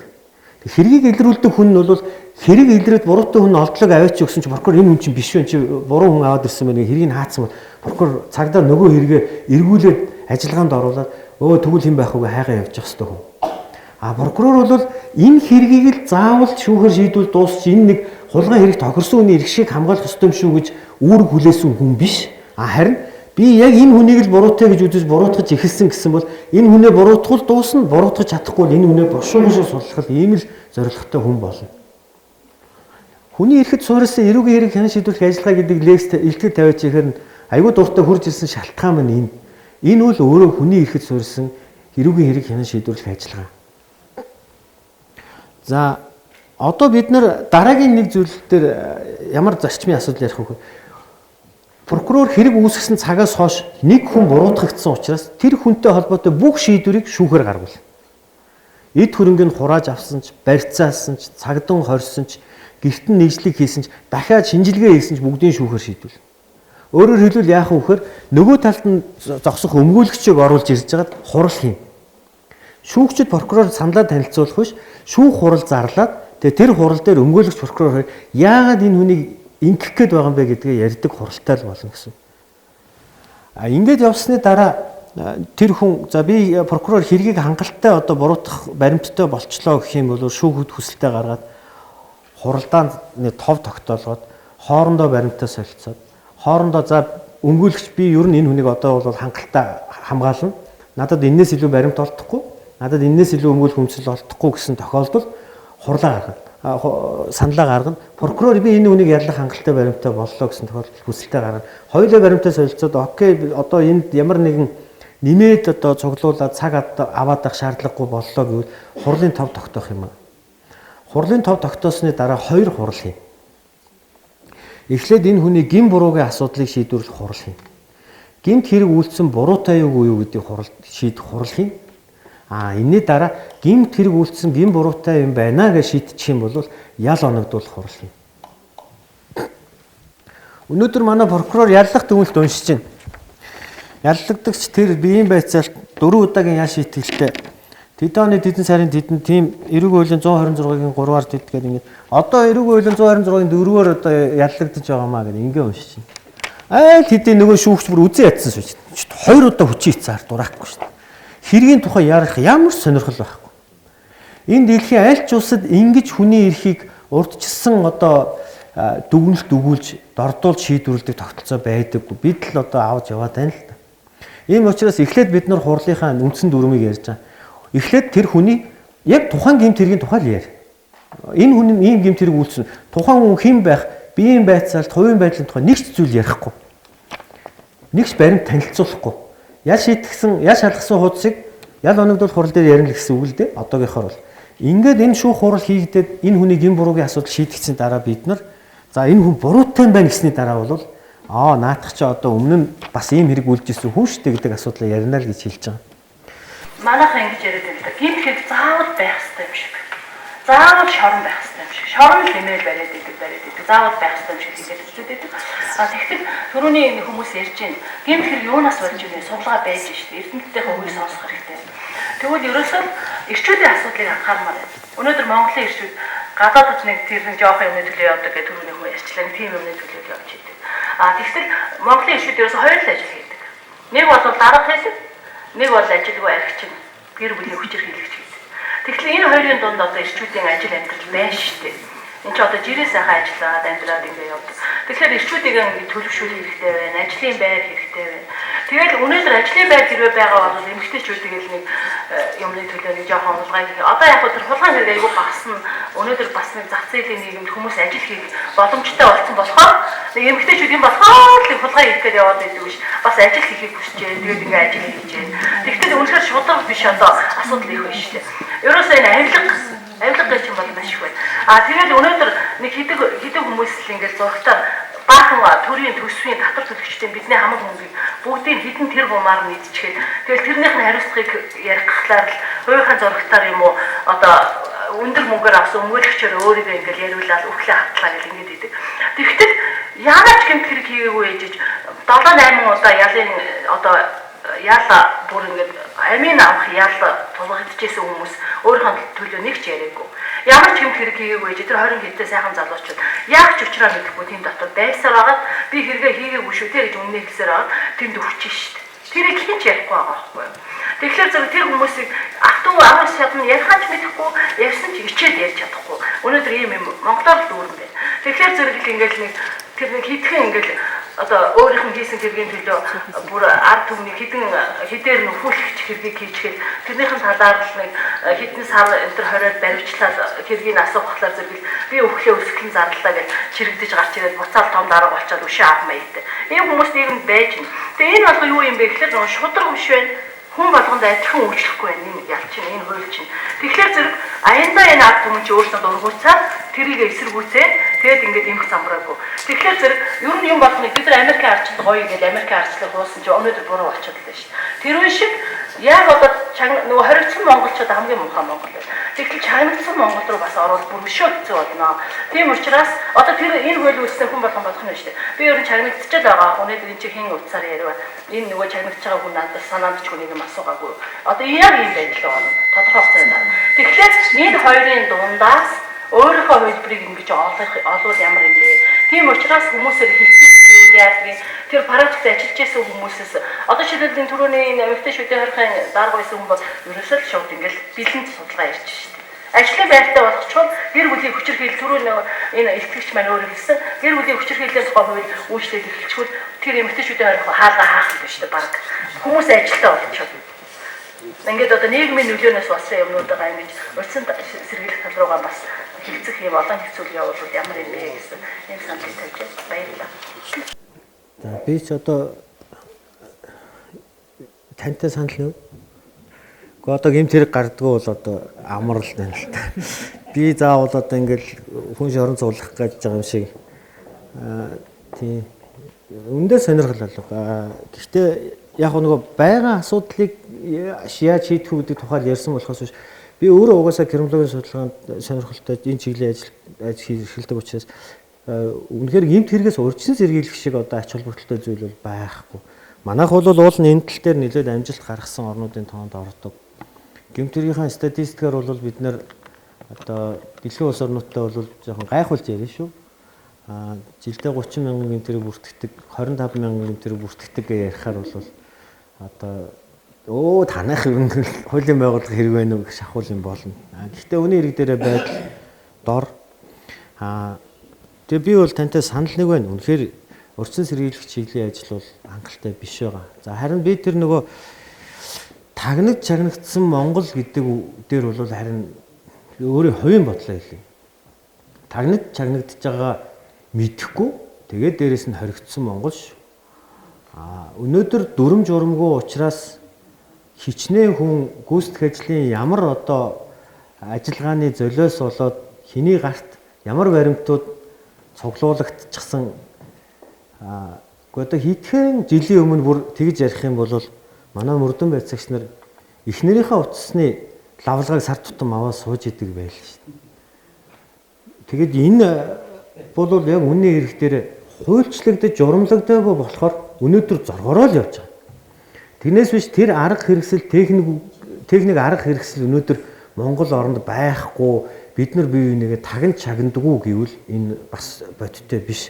Одоо бүр аль хэдийн нөгөө улс төрийн тэмцэл донд нөгөө арга хэрэгслүүдийг ашиглаад бие бинийгээ чагнаад зохиомол баримт сэлт бүрдүүлээд ингээд өнөөдөр ямар сандрал нэг мессеж явуулсан байна гэл энийг журмалж ил болгох ёстой. Тэгэхгүй бол энэ бол ингээд зүгээр чөлөөтэй явж явах магадaltaй. Хэрвээ хуульчлаад энийг шүүхийн зөвшөөрлөөр чагнадаг болгоод шүүхийн зөвшөөрлгүй хийсэн ажил нь дараа нь гараад ирвэл энэтэй хариуцлага тооцдог болоод ирвэл бид нар энэ байдлаараа дээрдэ. Тэгээд ямар ч байсан эрүүгийн эрх зүйн анхан шатны суур мэдлэг олгосон Эрдэнэт тагштайгаа ингээд нүүр тулаад байж аваад маш их баярлалаа багшаа. Одоо энэ нэг улсын ерөнхий прокурорын орлогч гэдэг утгаас биш эрүүгийн эрх зүйн Эрдэнэт тагш гэдэг утгаар ингээд одоо танд хоёр үйл хэлхийг хүсэж байна л да. Одоо сүүлийн үед бол одоо хүн болгонд хэлээл сүрт бол ямар ч нэг балаа бодно. Би бол гудамжны эмэгтэй ядарсан нэг эмэгтэй. Эрдэнэт прокурор үнэн хэрэг дээрээ прокурорын улаан цан зөөр хийсэн. Зөөр хийж байгаа. Би одоо яг шүүх прокурорын зөөр хийж байгааг би тэмцээ байгаа мөн. Одоо хамгийн сүүлийн үед 6 сарын 17-ны өдөр яг 5 шүүгчийн өмнө судсан ансан. Хэрэв би тэр 5 шүүгчийн өмнө судсан ханаагүй годомжинд гараад судсан ансан бол энэ чинь балаа авгаа, зөөрч аваа. Үнэн хэрэг дээр намайг одоо шүүх прокурорын тэр халдвар хүчин судлалын үндэсний төвийн захирал явахунаар зөөрчин гэдэг. Гэтэл хинэж ямар ч хэвлэл байгуул хийдэггүй. Яг одоо би судсан ачаад энэ оюутаага хүний эрхийн үндэсний комиссээр ороод хэлэхэд таны наадах чинь эрүүгийн гэмтэр шүү дээ. Би яагаад ингэсэн? Би өөрөө тэр эрүүгийн гэмтрийг үүсгэж тэр зөөрчин нямхуу тэр шүүгч одоо хин мундрах амар сайхан гэтэл амар сайхан мундрах нар чинь ёс зүйн ороонд ингээ өгөхөөр наад нэг эрүүгийн гэмтэр үтгэгч гонлоо шиг няцаач би няцахгүй би ёс зүйн ороонд би няцахгүй гэхдээ тэгвэл яагаад нааш хүүхдч намайг цагдаад өргөж гарч өгөхгүй байгаа бэ эрүүгийн гэмтэр гүтгнэ гэж өөрөө өстө хүнийг ингэж гүтгнэ гэдэг чинь эрүүгийн гэтэл тэд нар чинь өөртөө намайг цагдаад өгөхгүй байгаа юм чинь тэр цагдаа намайг шалгахгүй байгаа байхгүй тэр цагдаа одоо юу хийж байгаа прокурор цагдаа юу хийдэг вэ гэхээр нямхууч цагдаа дээр очихоор би зээл чөлөөсөн юм энэ батлагийн гуугаад ахаар зээл чөлөөсөн тэгээд цагдаа дээр очихоор зээл чөлөөдөг гэдэг шүүх дээр очихоор би худалдаж өгсөн юм ийм зөөр хийдэг байхгүй нөгөө нэг 2006 оны 12 сарын 21-ний өдрийг улсын дэд шүүхийн 51-р тогтоол зээл өгөх худалдаа итгэл утгаагаар залхим мөрөл яг нямхуу намайг яг тэг залхиад хэлцээ гэтэл цагтаа энийг яагаад асууж болдгоо юм бэ? Энэ бичсэн чи үний юм уу эсвэл энэ бичсэн чи үнэн юм уу? Гэтэл цагтаа юу хийж чадахгүй. Яг тэгэхээр дээрээс нь прокурор даргалаад байгаа. Одоо би энэ их өөрийнхөө энэ хэргийг ярихаа болий. Яагаад гэвэл одоо энэ хүмүүсийг ингэж одоо бас залхаамаар бол одоо харин ийм асуулт тавих гэдэг юм одоо. Энэ сагсаа прокурор 4 сарын 29-ний өдөр надад юу өгсөн? Үүгээр эцэслэн мэдгэж байна. Дахин гэдэг бодлогоор амааж юм гээд нэгсэн доо. Гэтэл миний энэ үйлдэл 6 сарын 17 болсон үйл энэ чинь цаг хугацаа шал өөр байгаа юм байна. Гэтэл дахиад намайг шалгаагүй. Одоо таны хажуу сууж байгаа тэр Батар гэж хүн намайг наад таны энэ судсан гэж эрүүгийн гэж шүү дээ. Тийм ээ, тийм. Одоо би танд нэг прокурор багшаа би танд нэг юм хэлсэн.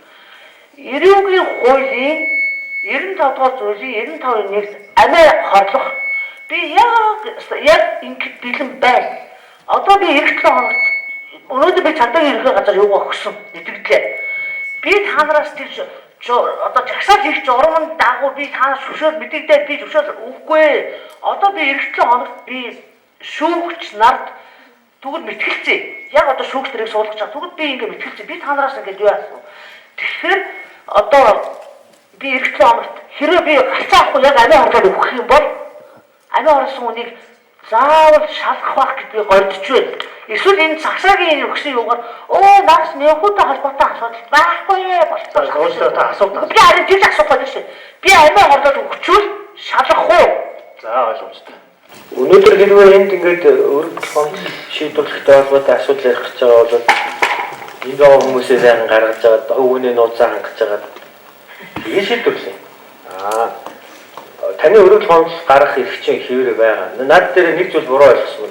Сагсаа гэдэг хүн хариу өгсөний дараа энэний дараа гомдол гарах эрх чинь байгаа шүү дээ. Дэжтний прокурорт өгөх хэрэгтэй.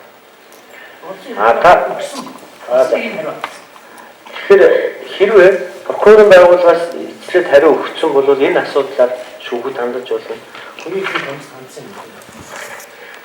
Тэгээд хэрвээ одоо яг хүмүүсийн дунд ийм хэрэг юмаа гэж яриад эхлэх юм. За одоо нэг ганц тодорхой хэлчихсэн. Зүгээр ер нь бол гол агуулга мэдээж хэрэг хэрэг ярихгүй. Гэхдээ зүгээр одоо яг хүний хөгжлийн комиссийн үйл ажиллагаатай холбоотой асуудал ярилцсан учраас тодорхойлох хэлэх зүйл заах гэж бодож байна. Энэ бол шүүх хурлааны тархинд шүүх бүрэлдэхүүн болон шүүх хурлааны оролцох талуудыг сүрдүүлэх нь өөрөө бидний шинжилгээ үйл учраас бас таны үйлдэл нь арга нь өөрөө зорилгоо зөвтгдөггүй гэдгийг л би ойлгож илэрхийлсэн. Тэр одоо комиссийн байр суурийн зүгээс ч тэр хууль тогтоомжийн хүрээнээс ч тийм л байдаг. Тэрийг бол та зөвөр ойлгоорой. За тэмцээний дөрөвнөөс асууя гэдэг. За. Гэмтэргийн тухай хувьд ялангуяа одоо эрүүгийн хариуцлага ялын асуудал дээр хүний эрхийн асуудлыг ер нь хэрхэн тусгасан юм бэ? Ерөнхийдөө манайд бол одоо шүүхээр шийдвэрлэгдэж байгаа нийт хэргийн 70% нь тэг 20 ялан оногдуулдаг. Тэгээ энийг мэдээж багасгах гэж ярьж байгаа. Гэхдээ ер нь яг яаж багасгах юм бэ гэдгийг асуумаар олон улсын одоо тренд болсон тэр restorative justice гэж яригдаад байгаа энэ асуудлыг ер нь тусгасан юм болов. Жишээлбэл нэг victim offender mediation гэдэг те одоо гэмт хэрэгттэй итгээд хохирогчийн хооронд mediation одоо тийм зуучлалын ч юм уу тийм асуудал манад одоо яригдахгүй юу энэ өшөө бас учруулсан гэм хорыг арилгуулах хохирлыг нөхөн төдөлөх гэдэг чинь сүүлийн үед зарим орнуудын эрүүгийн хувь тогтоомжид бие даасан эрүүгийн хариуцлагын нэг төрөл болж ороод байгаа. Манайд бол энийг зүгээр эрүүгийн хариуцлага ялаас чөлөөлөхөд нэг үрдсэн нөхцөл болгож л авчдаг тийм. Энэ асуудлыг яаж тусгасан болоо гэж асуусан. Саяны тэр хэрэг хянан шийдвэрлэх ажиллагаатай холбоотой энэ ажиллагааны үе шат болгонд жишээлбэл шүүхээс зөвшөөрөл авнаа гэдэг байгаа шүү дээ тийм. Одоо тэр тохиолдолд яг зөвхөн энэ асуудлыг хэрэг хянан шийдвэрлэх ажиллагаанд зөвшөөрөл өгдөг тусгай шүүгч байх юм уу? Аль эсвэл эрүүгийн шүүгч нар маань хэн ч хамаагүй одоо хариулахад дагуу зөвшөөрөл өгөх байх юм уу? Баярлалаа. За гэмт хэргийн тухай хуулийн төсөлтэй холбогдуулаад үзэл баримтлалын шинжилгээ 3 зүйлийг хэлхийг гэж байна. Нэгдүгээрт бол энэ хуулийн тулгуур үзэл баримтлал бол эрүүгийн эрх зүйн сонгодог эрүүгийн эрх зүйн үзэл баримтлалаар хийгдсэн. Өөрөөр хэлбэл гэмт хэрэг ял шийтгэл гэсэн. Зарим судлаач жоохон шүүмжилж байгаа нь яг л Германы эрүүгийн үйл ажиллагааны энэ шүүмжлэлд байгаа. Тэгэд энд бол ямар ч муу юм байхгүй. Гэхдээ энэ дээр олон элементүүд нэмэгдсэн юм аа. Тэгээ одоо дагаж мөрдөж буй эрүүгийн хуулиас үзэл баримтлалын хэдэн зүйлийн ялгаатай нэгдүгürt одоо энүүхэндээ гэж хэлээд учиргүй нарийн шинжлэх ухааны нэр томьёо ухтгуунуудаас татгалзаад зөвхөн яг эрүүгийн хэргийг шийдвэрлэхэд хэрэгэлдэг зохицуултуудыг л үлдээхийг ирмэлцсэн. За яг энэ хүрээнд жишээлбэл хамгийн их шүүмжлэгдэж байгаа зүйл гэмт хэргийн ангиллыг алга болгох явдал. Хүмүүс бол гэмт хэргийн ангил алга болчихлоо шүү дээ. Одоо яаж аль нь онц хүнд гэмт хэргийн нөгөө хүнд гэмт хэрэг энэ төр гэж ялгахгүй тэгээд энэ талсан сэргийлэх арга хэмжээгээ яаж авах юм? Гэмт хэрэгтэй тэмцэх бодлого яаж хэрэгжих юм? Одоо тэгвэл жишээлбэл нөгөө онц хүнд гэмт хэрэг үйлдсэн хүнд чинь жишээлбэл эмэгтэй хүнийг бол хүүхдтэй нь 20 хаал идүүлдэг чинь энэ миний асуудлыг яаж шийдэх юм? Үнэн хэрэг дээрээ энэ бол шинжлэх ухааны л ангил. Үнэн хэрэг дээрээ гэмт хэргийг 4 ангилдаг бол шинжлэх ухааны л асуудал. Тэрнээс биш яг хууль зүйн практикт гэмт хэргийг 4 ангисны учир холбогдол байдаг. Жишээлбэл ийм л учраас эргээд нөгөө гэмт хэргийн шинжлэх ухааны ангил маань явж очиод ялын бодлогыг 4 төрлийн хайрцагт багтаачихсан учраас бид нэр энийг задлах гад жишээлбэл гэмт хэргийн ангил гэдэг ойлголтыг халаад ялын интервалын хэмжээг нэмэгдүүлсэн. Өнөөдөр 5-7 жилийн хорих ялтай байгаа гэмт хэрэгт гэмт хэргийн тухай хуулийн төслөөр 2-8 жилийн хорих ял оногдуулахар заасан байна. Хорих ял ер нь бол яг эрүүг эрхцүү сонгодог зарчим гэсний учир нь юу гэхээр хорих ялгүй нэг ч гэмт хэрэг байхгүй. Гэмт хэрэг болгон хорих ялтай. Гэмт хэрэг болгоны хорих ялын хажууд эрхчлөө хязгаарлах, торгох, нийтэд тустай ажил хийлгэх, зорчих эрхийг хязгаарлах ялууд сонголт болж байж байгаа. Энэ бол өөр эрүүг эрхцүүл зарчим. Ер нь бол шийтгэн гэл ингэж явдаг. Энэ 20 дугаар зууны систем л дээ. Гэхдээ нөө яг бид нар өөр одоо ерөөсө 21 дугаар зууны эрүүгийн хууль гэдэг дэлхийн хүн төрөлхөнд бодож олцоогүй байна. Бид нар яг энэ зарчмаар явсан. Тэгээд гэмт хэргийн тухай хууль дээр дараагийн нэмсэн зүйл бол таны саяны хэлсэн restorative justice нөхөн сэргээх эрүүгийн эрх зүйн элементүүдийг л оруулахыг маш их хичээсэн. Одоо бол манай эрүүгийн хуульд байгаа хохирлоо төлсөн бол хүнд дэвтэр гэмт хэрэг тэнцдэг, хөнгөн гэмт хэрэгт эрүүгийн хариуцлагаас чөлөөлөх хүртэл арга хэмжээ авч болдог. Хүнд онц хүнд гэмт хэрэгт хэрэглэж болдоггүй ялыг хөнгөрүүлэх нөхцөл болдог энэ арга хэрэгслийг бид нар 3 элемент зохицуултаар оруулж ирэхийг хичээсэн. Нэгдүгээрт бол гин буруугаа хүлээсэн хүнд оногдуулах ял шийтгэлийн асуудлыг тодорхойлж өгсөн. Гин буруугаа хүлээсэн хүн гэж хэнийг хэлэх вэ? Энэ бол би энэ гэмтрийг үйлдсэн буруутай энэ хүнд очиулсан хохирлоо шүүхээс оногдуулсан нөхцөл шүүхээс тогтоож өгсөн нөхцөл журмын дагуу төлөё гэдэг ийм саналаа илэрхийлэх бүр тэрийгэ бодтойгоор харуулах тухай ойлголт. Энэ хүний ял хөнгөрнө. Ямар ч гэмт хэрэг дээр хөнгөрнө. Онц хүнд гэмт хэрэг дээр ч хуулийн заасан оногдуулах ялын хэмжээнээс доошилж хөнгөрнө. Өөрөөр хэлбэл 1 жил хүртэл 3 жил хүртэл 5 жил хүртэл хугацаагаар хорих ялтай гэмт хэрэгүүдийн хувьд бол юу яригдах вэ? Энэ хүний бүтэн эрүүгийн харьцаас чөлөөлж байна. Гэтэл тэрнээс дээшээ жилийн ялтай хүнд жоохон ноцтой гэмт хэрэгүүд болоод эхлүүл энэ хүнд оногдуулах ял хуулид заасан 2-8 жил гэж байгаа бол энийг 1-4 жил хүртэл багасгаж болно л гэсэн үг. Өөрөөр хэлбэл ийм нөхөн сэргээх эрүүгийн эрх зүйн үзэл санааны дагуу гин буруугаа хүлээгээд хохирлоо төлөхөө илэрхийлсэн хүнийг хохирлоо төлсөн хүнийг эрүүгийн харьцаас чөлөөлдөг, ялын хөнгөлдөг тогтолцоог бид нар өөрөөр хэлбэл хүн алсан хүнд хүртэл хэрэгжилж болохоор одоо манайхаар бол хүнийг одоо онц хөндрүүлэх нөхцөл байдалтайгаар алсан хүнд ч хэрэгжилж болохоор ингэж оруулж гисэн байна. Гэхдээ энэ маань юу гэсэн үг вэ? Онц хөндрүүлэх нөхцөл байдалтайгаар хүнийг санаатаа алсан хүнд гин буруугаа хүлээгээд хохирлоо төллөө гэх юм бол шормоос гаргачих юм байна гэж бити бодорой. Хуулинд нөхцлүүдийн заагдсан байгаа. 12-оос 20 жил хүртэл хугацаатай хорих ял гэмт хэрэг үйлдсэн хүн гин буруугаа хүлээгээд хохирлоо төлөөд эхлэх юм бол бид нар энийг дээд ялынхын 4.3 доод ялынхын 4.3 хооронд хөнгөлнөөч гэдэг юм. Ийм зохицуулт оруулж байна. Хэр ажиллахыг мэдэхгүй. За гин буруугаа хүлээсэн хүний асуудал энэ процесстэй бас холбоотой. Гин буруугаа хүлээсэн хүний хэргийг хянан шийдвэрлэх ажиллагаа бол шууд ял оногдуулах хурал хүртэл явна. Өөрөөр хэлбэл эрүүгийн ялах хэрэг үүссэн цагаас ахуулаад тэр хүн гин буруугаа хүлээсэн бол тэр хүнийг мөрдөн шалгах ажиллагааг явуулахгүй. Уучлаарай, яллах ажиллагааг явуулахгүй шууд ял оногдуулах хурлыг хийх болцоотой. Ямар ч хэрэг дээр. Энэ юу гэсэн үг вэхээр тэр хүн гин буруугаа хүлээсэн бид нэг зүйл анзаараарай. Өмнө нь мөрдөн шалгах ажиллагаар хэрэг нь нотлогдсон учраас хөндрүүлэх нөхцөлтэйгээр хүн алсан уу, хөнгөрүүлэх нөхцөлтэйгээр хүн алсан уу, хохирогчийн буруу байсан уу гэд прокурор яллахын тулд шалгадаг олон асуудлыг шалгахгүйгээр ял оногдуулах хурлаа хийнэ гэсэн. Процессын үед ийм даваа тал гэдэг. За дараагийн асуудал бол бидний одоогийн сайн мэдж хэрэгжилж мэддэг тэнцэж хянаа харгалзах арга хэмжээг дэлхийн улсуудын жишийг харж агаад өөрчилсөн. Хамгийн ихний зарчмын өөрчлөлт бол гэмт хэрэг үйлдсэн хүнд ял оногдуулчаад дараа нь тэнцдгийг бид нар гэмт хэрэг үйлдсэнийг нотлсны дараа тэнцэж хянаа харгалзах хугацаанд ямар байснаас нь харгалзаад ял оногдуулах уугүй юу гэдгийг нөгөө тэнцэж хянаа харгалзах хугацаа дууссаны дараа шийдвэрлэдэг болгож өөрчилсөн. 5 жил хүртэл хугацаагаар тэнцэж хянаа харгалзана. Энэ 5 жилийн хугацаанд нөгөө хүн томоотой байгаад хохирлоо төлөөд гин буруугаа ойлгоод нөгөө хохирогчтойгоо эвлэрээд одоо дахиад энэ хүн нийгэмд байхад аюулгүй гэдэг нөхцөлөд тогтоогдох юм бол 5 жилийн дараа шүүх хурал хийнэ. Тэгээд шүүх хурал хийгээд энэ хүнийг ялаас нь чөлөөлөх үү? Энэ хүнд нөгөө эрүүгийн хууль заасан, гэмтрийн тухай хууль заасан ялын аль нэгийг оногдуулах уу гэдгийг шийдвэрлэдэг ийм одоо хөшүүрэг бий болгосон. Ер нь бол яг бид нар л сурчаад анзаараагүй болохоос биш шүүх 5 жилийн ял оногдуулчил 2 жилээр тэнцчээр мартаж хаяал тэгэл нөгөө гэмт хэрэг үйлдэхэр чинь ял шийтгүүлдэг юм биш үү? Тэнцчтгэл юм байна гэж ойлгоод дараагийнхаа гэмт хэрэг үйлдэхээр бүр 8 жил болгож авдаг энэ тогтолцоог л бид буруу хийчихсэн юм байл л.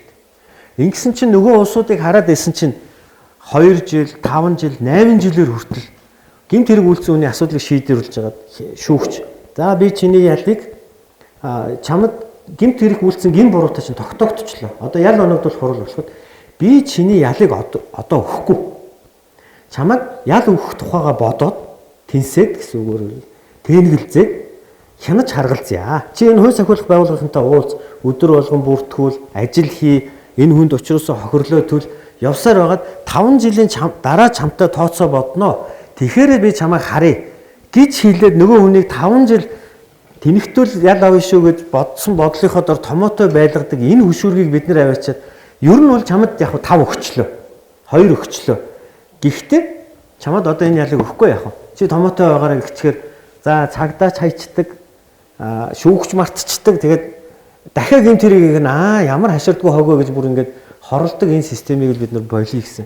Энэ өөрөөр хэлбэл дэлхийн улс орнууд нөхөн сэргийг хэрүүгийн хэрэгцээ хэрэгсэл болгож ашигладаг нэлээд чухал хэрэгсэл. Бид нар энийг л тэнд голдролд нь оруулах гэж хичээсэн ийм асуудал юм аа. Миний хувьд нэг хоёр зүйл хэлэхээр болчихжээ. Хөтөлбөр бол.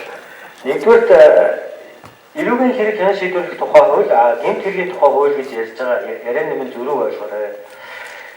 Монгол улс бол эрүүгийн хариуцлагын тогтолцоогоо хагас дутуу авчирч ирсэн гэж хэлэх ёстой. Үндсэндээ эрүүгийн гэмт хэрэг гэдэг юмныхаа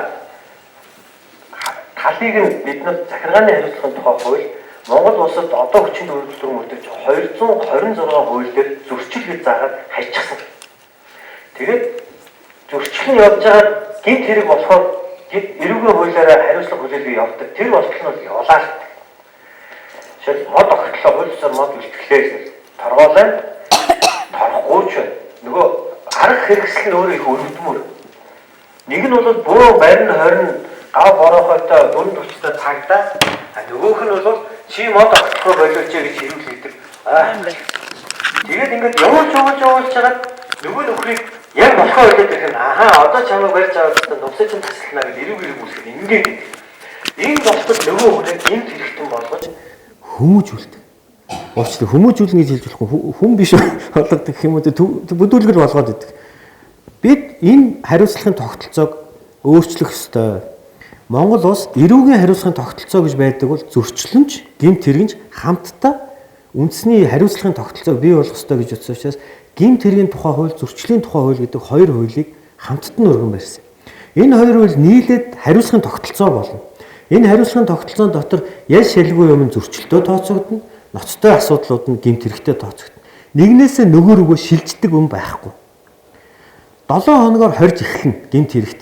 Эхнэрээ зодсон хүн зөрчил гаргаагүй. Эхнэрээ зодсон хүн гэр бүлийн хүчирхийл үйлдэх гэдэг гэмт хэрэг бүтэн болно.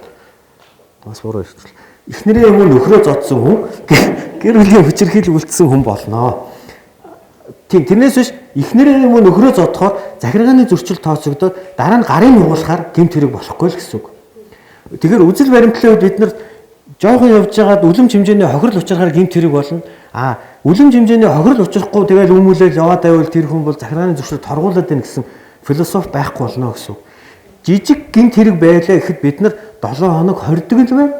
Бага хэмжээгээр торгодог л байна. Гэхдээ тэрийг гэмт хэрэгтнэ л гэж үзнэ. Одоо төсөл хэлцэгдэх явцад нэлээд өөрчлөлт гэсэн байгаа нэг санаа зовж байгаа асуудал. Жишээлбэл согтуугаар тээврээр ирсэлж олж байгаа хүн бол гэмт хэрэгтэн. Тэгээд тэр хүн дайраад алхахаар гэмт хэрэгтэн болдог. Согтуу машинаа жолоод бол давкаал ахаар ерөөсөө хүн олж дайр чадаагүй бол зөрчил гаргасан хүн байдаг байж болохгүй. Тийм учраас замын хөдөлгөөнд аюултайгаар халдах гэдэг гэмт хэрэгтэн хിവэрээ байна. Нууд ихтэй тэр хүн дайрж алаагүй үедээ 7 хоног л хоригддог л байна. Энэ хоёр нийлээд үндэсний эрүүгийн хариуцлагын тогтолцоо буюу гэмт хэрэг зөрчлийн тухай хууль юм. Энэ хоёртой холбоотой бүх асуудлыг шалгаж шийдвэрлэдэг хуулийг бид нар юу гэж нөхөр эрүүгийн хэрэг хянаж шийдвэрлэх тухай хууль, баримтын шалгаж тогтоож өгдөг үйл ажиллагааг нь хууль сахиулах үйл ажиллагааны тухай хууль гэж нэрлэдэг байна. Хууль сахиулах үйл ажиллагааны тухай хууль дотор хэв журам сахиулах, гэмт хэрэгс урьдчилан сэргийлэх ажлууд бас байгаа. Тэгээ би юу гэж энийг хэлээд байгаа гэхээр сая би баахан хоёр дахь ярих гэж байгаа нь гойдо нэг л хууль батлагдсанаа тайлбарлаад байгаа шиг юм ярьчлаа. Энэ бол хуулийн төсөл. Чөлөөтэй ил байж байгаа хуулийн төслүүдийг аваад энэ чи найруулгатай санаа чинь яг болж байна бичгтээ томьёолохтой буруу өччихжээ хөөе. Тэгээ одоо юу гэж хэлсэн болно. Энийгээ засаачаа гэдэг ингээд нийгмийн хилцүүлэгт оруулаад тэгээ бид нар энэ хуулийн төслүүдийг засаж залруулж аваад өөрсдөө нэг амар тайван байлгах хэцүү орчинтой болох хэрэгтэй маа. Тэгээ та бүхнийг одоо энэ бүхэнд анхаар сонсон их баярлалаа. Тэгээд хуулийн төсөл шүү. Болцоод байгаа юм биш.